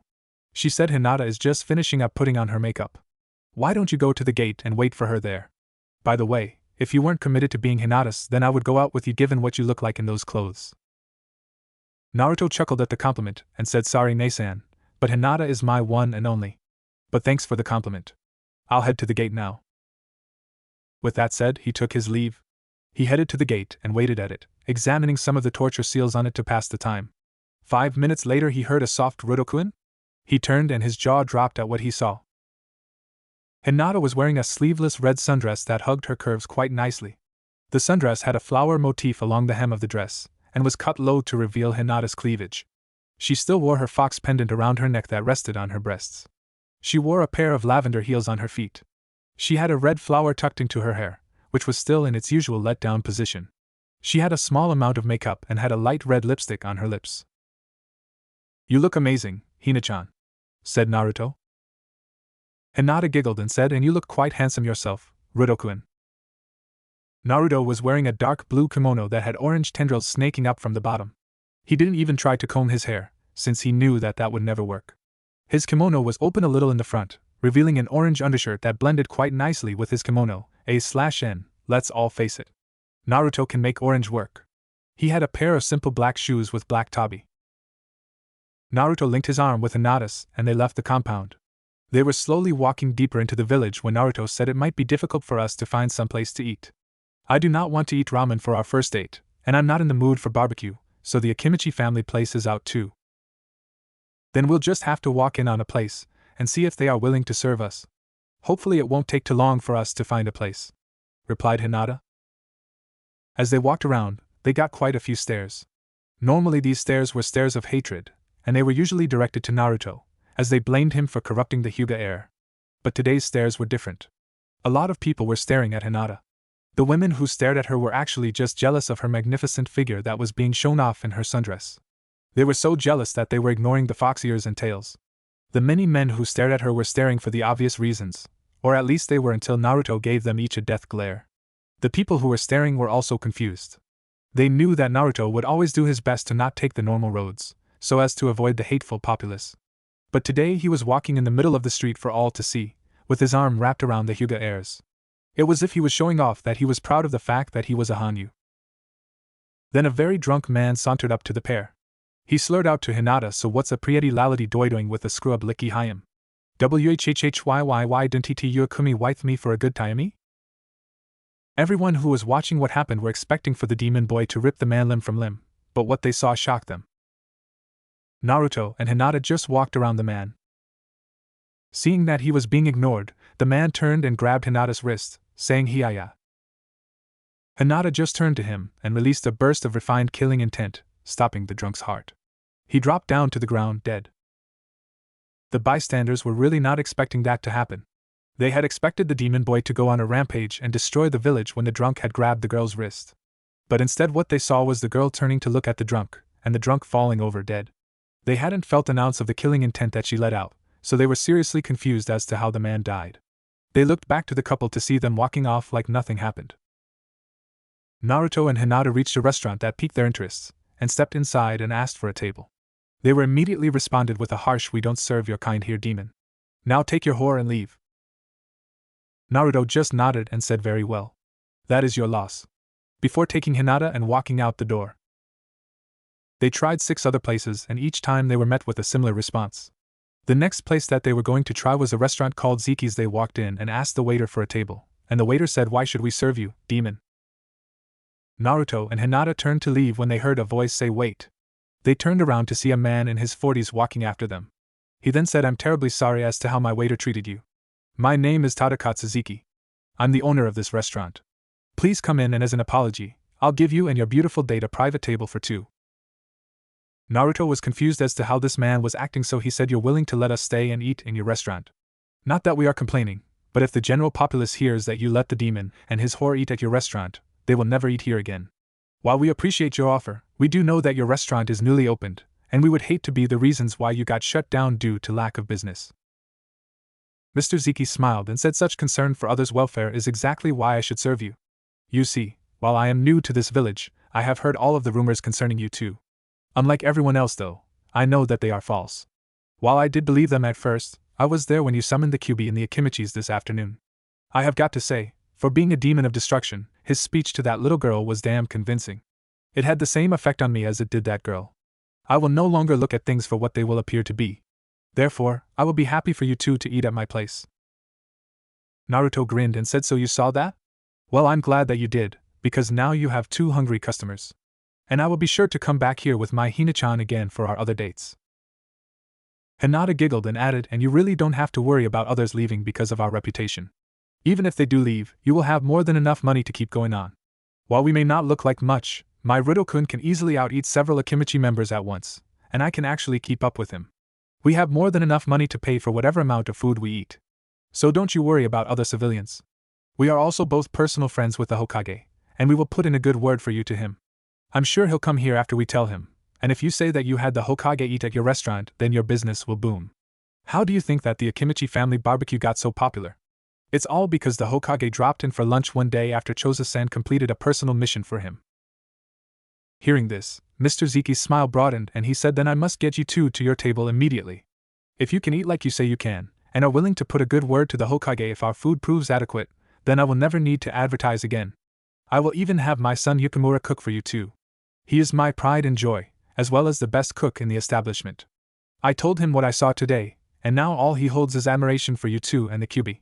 So he will be sure to do his best to impress you too. With that said, Mr. Ziki led the couple to a private room. Moments later, an 18-year-old boy wheeled in a cart with the things necessary for cooking on it. He turned to the couple and said, "Hi, I'm Yukimura. I will be your chef for today, and on a more personal note, let me say that you two are awesome. To think that you have been training with the Lord of Demons, and have died and come back to life is awesome. I can only hope that my cooking will impress you as much as your story has impressed me. And I don't want to be intrusive on your personal business, but do you think that you two could tell me a few stories of your training? When I was young, I always wanted to be a ninja, but I lacked the chakra reserves necessary to become one. So I became a top-rate cook to help my dad, but I also took lessons in how to use the spear in the meantime as a hobby. I have to say that I'm pretty dang good. But anyways, what would you two like to eat?" Naruto and Hinata ordered some food, and as Yukimura cooked it, they talked about the training that they each went through. It turned out that Yukimura's training in using the spear was very intense for as far as a civilian can go. Needless to say, both Naruto and Hinata were impressed with the drive and passion that he held when it came to both cooking and training with the spear. When Yukimura finished cooking the first batch of food, Hinata beckoned him to stay and chat under the premise that such a small amount of food would not satisfy the couple. So stay he did, and when Naruto and Hinata finished the batch, they quickly ordered another. This process was repeated several times as the night went on, until both Naruto and Hinata decided that they had enough. Yukimura left to get his father so that they could work out the bill. When Mr. Ziki calculated the bill, it came out to be 250,000 ryo. Mr. Ziki's eyes widened at the amount of food that had generated this hefty sum of money, and he actually tried to lower the amount that Naruto and Hinata had to pay. Naruto just chuckled at Mr. Ziki's efforts as he took out his wallet and took out 50,000 ryo notes. He gave them to the wide-eyed Mr. Ziki and then gave him 2 more to give to his son as a tip for making such excellent food. Mr. Ziki just stood there with the money in his hand, completely shocked that they had just used 350,000 ryo in one sitting at his restaurant. Hinata giggled at him and said, "I'll bet that you are wondering why we are willing to throw that kind of money around so nonchalantly. It's because my Rido-kun is the heir to the Namikaze clan, and I swear that they must have been very successful treasure hunters or something with the amount of money that they have in their vault. So 350,000 ryo is barely a tiny fraction of the true amount of money we have. We also don't have very many friends, so when we do make friends, we choose to support them with our all. You can expect to see us and the Hokage here again very soon, Mr. Ziki. We had a wonderful time and your son is really quite the young man. So until next time, have a good life." With that said, Naruto and Hinata walked out the door. They started walking back to the compound when Naruto said, "Don't think that our date is over yet, Hina-chan. When we get back to the compound, I want us to spend some time together alone in our special place. While I had a great time talking with Yukimura, in my opinion a date is supposed to be just between the two of us. So we are going to head home and get changed into our swimsuits so that we can relax in our special place, just the two of us." Hinata gave Naruto a peck on the cheek and said, "You're always so thoughtful of others, Rido-kun. That's one of the many reasons that I love you." When they got back to the compound, they went to the master bedroom and got changed into their bathing suits. They snuck out to the cave so that Yujito wouldn't notice them and follow, and headed through the passage until they got to the cavern. Naruto was the first to walk into one of the hot springs, with HInata soon following him. Naruto sat on one of the carved-out benches in the spring with HInata sitting next to him. They just relaxed and enjoyed being together, talking about random things as the heat from the springs slowly made them drowsy. Eventually, they decided that if they stayed in there too long that they would fall asleep, so they got out and dried off. They headed back to the main compound where they went straight to their room and went straight to bed, falling asleep in their swimsuits. The next few weeks passed by at an enjoyable pace for Naruto and HInata. Every day they would visit the Hokage's office and get their 20 D-ranked missions. Occasionally they would get a C or B ranked mission instead. They also had several more dates at Zeki's, and they also told the Hokage of Zeki's. So of course he went there. Instantly, the place became a booming business with the shinobi side of the village. The civilian side was still wary of the place being corrupted by the demon pair, but they slowly came around. The place was constantly packed, but there was always one private room that would only be used for whenever Naruto and HInata would come for one of their dates. It was one afternoon that Naruto and HInata came into the Hokage's office to ask for their usual missions when Hiruzen gave them only one mission. The mission was to immediately go and provide backup for Team 7's mission to escort a bridge builder to the Land of Waves. Apparently, the mission was supposed to be C-ranked, but the bridge builder had lied about how dangerous it would be. Now it was to be considered A-ranked, and the mission for Naruto and HInata was A-ranked as well. While Hiruzen would normally never even dream of sending two genin on an A-ranked mission, but he knew just how special Naruto and HInata were, and he had complete faith in their abilities. So upon getting their new mission, Naruto and HInata immediately shined away to catch up to the team. Wheel of Torture Chapter 6. Today was like any other day for the Root members. Meaning that they had failed, once again, at getting into the Namake's compound. So what was their punishment this time, one might ask? And the answer they would get would be Goombas. Lots and lots of Goombas. When a member had injected his chakra and the wheel had said Goombas, they were extremely confused. They had no idea what a Goomba was. They were pleasantly surprised to find that they were quite weak and easy to kill. That did not help them. The sheer numbers of the Goomba horde gradually overwhelmed the Root members who were at the door today. There were all sorts too. From the regular, mundane Goomba, to the spiny spiked Goomba. And of course you couldn't ever forget about the Paragoombas. Or the Goombas that hopped about in boots. Or the blue and slightly harder to kill Gloom Ball. Even the Goomba King was there in all of his, not so, majestic glory. So of course the Root members were sadly overrun by the sheer numbers. After all, while Goombas may not be a quality opponent, they more than make up for it in quantity. Yujito was a bit pissed off. Today was another check-in day with the Kumo Jonin that were her contacts. She hated those men. They were either leering at her or treating her like a weapon, just like the rest of Kumo did. In all honesty, sometimes she would have preferred to be treated like a demon like Naruto, instead of a weapon. Being treated like a weapon meant that she got respect, but it was all false respect. She hated it. She also figured that the men would try and take her back to Kumo today, so that she could be a good weapon and help with the capture of the Byakugan, like she should. So Yujito went behind their backs and told her team about her meeting. So now she was traveling a little ways outside Konoha, with Shino, Fu, and Kurenai following. They were all invisible though. Kurenai had put up a very high genjutsu that rendered her invisible to all but the very best sensors, and Fu had scattered scale powder on her and Shino that reflected the light and disrupted chakra, making them completely invisible. Yujito herself had put a demon henge on, turning herself back to her 13-year-old body. The only thing that she couldn't change was her new eyes. They remained yellow and green. As she neared the rendezvous point, she immediately saw the group of Cloud Jonin. Idiots, you're deep within Konoha's territory, and you just stand out in the open like that? She thought. One of the Jonin noticed her approaching and said, "Hey Yujito-chan, what's up with your eyes?" "It's a side effect from controlling too much of the Nibi's power, pay it no mind," responded Yujito with the half-truth. "Fine, so what news do you bring us involving the Hyuga girl?" asked the Jonin. "A lot, actually. Most of it good," said Yujito. "Although she is officially no longer a Hyuga, but she managed to escape being branded by the seal. She is only under the protection of her boyfriend and their Jonin Sensei. However, if that's the case, we should just go in and kidnap her now," said the Jonin excitedly.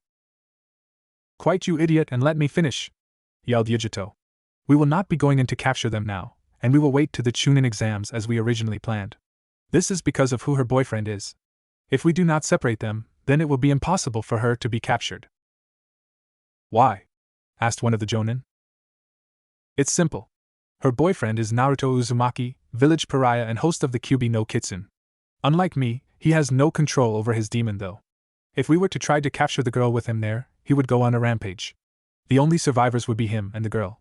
They were put together on a special two-man team for a reason. That reason being that the girl is the only one who can snap him out of his rampaging state, and if we were trying to capture her, then I see no reason why she wouldn't just let him slaughter us, especially since she still holds a grudge against Kumo for our failed attempt to capture her when she was 3. Also, if that were to happen, the whole village would be notified by the chakra he would put off, and a special team of A and BU would be sent to keep watch to make sure nothing goes out of control. The A and BU would immediately capture us if we weren't dead already, explained Yujito. Very well, in that case you are to return to Kumo immediately, so that you can be put on one of the genin teams that we will be sending to capture her with, said a Jonin. That is also a bad idea. If the transfer student from the cloud were to suddenly disappear from her team, the Hyuga would immediately put themselves on guard, and the Hokage would become suspicious and order to have the girl tailed with A and BU.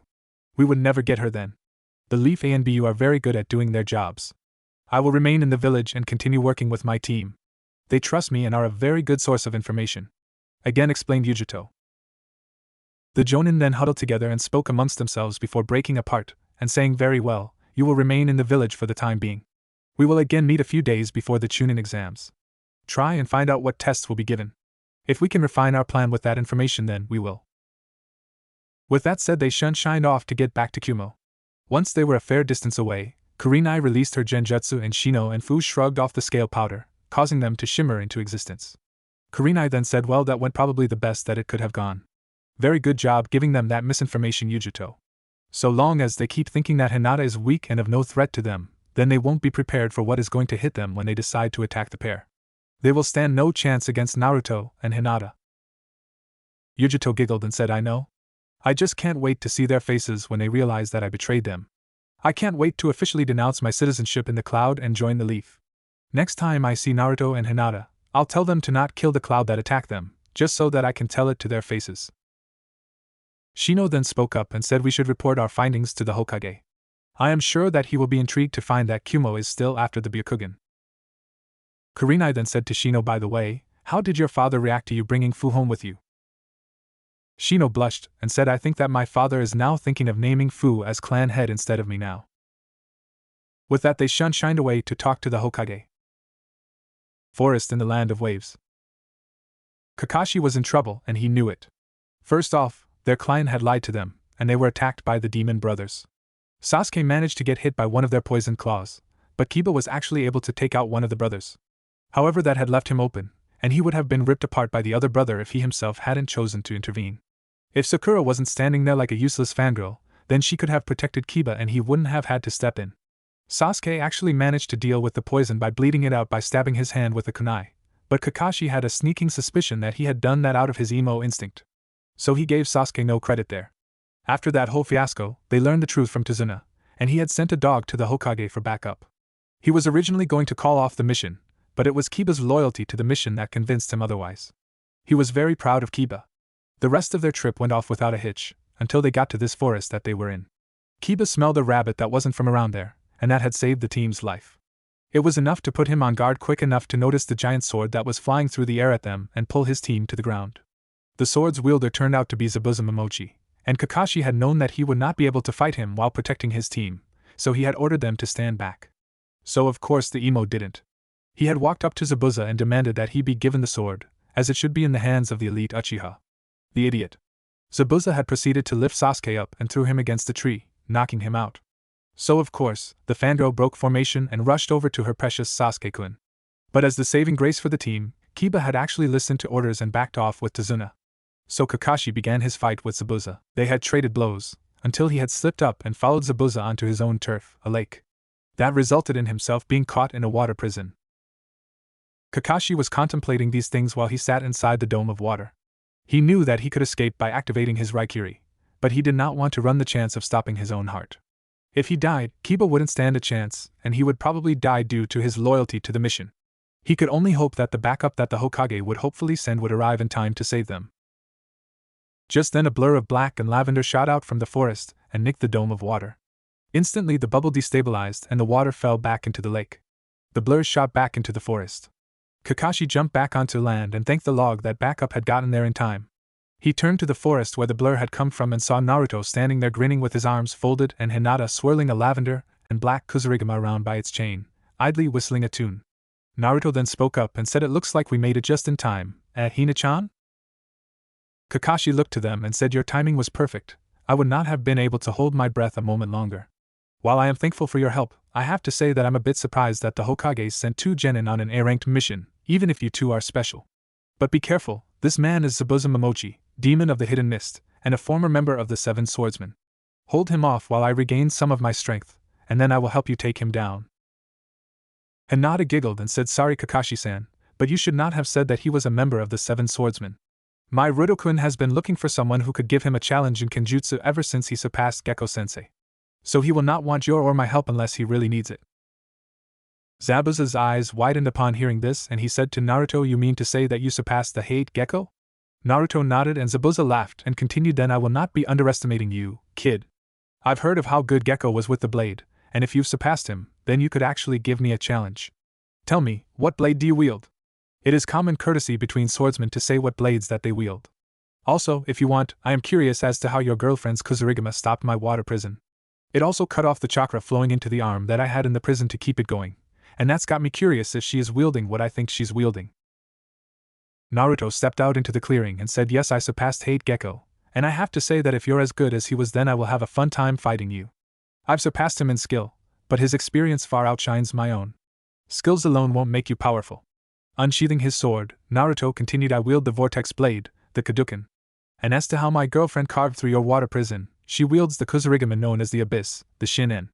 It has the ability to disrupt the chakra of whatever it cuts and absorbs it into its blade, also absorbing the chakra of anything connected to what it cuts."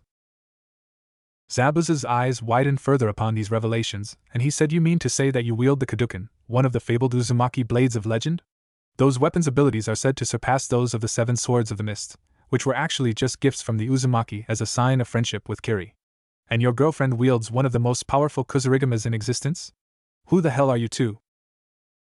Naruto's grin widened and he said, "I am Naruto Uzumaki Namikaze, heir to both the Uzumaki and Namikaze clan. This beautiful lady here is Hinata Namikaze, formerly Hinata Hyuga, and is my mate, wife, and girlfriend. We are both Kitsune Hanyu, becoming so after merging with the Lord of Demons, the Kyubi no Kitsune."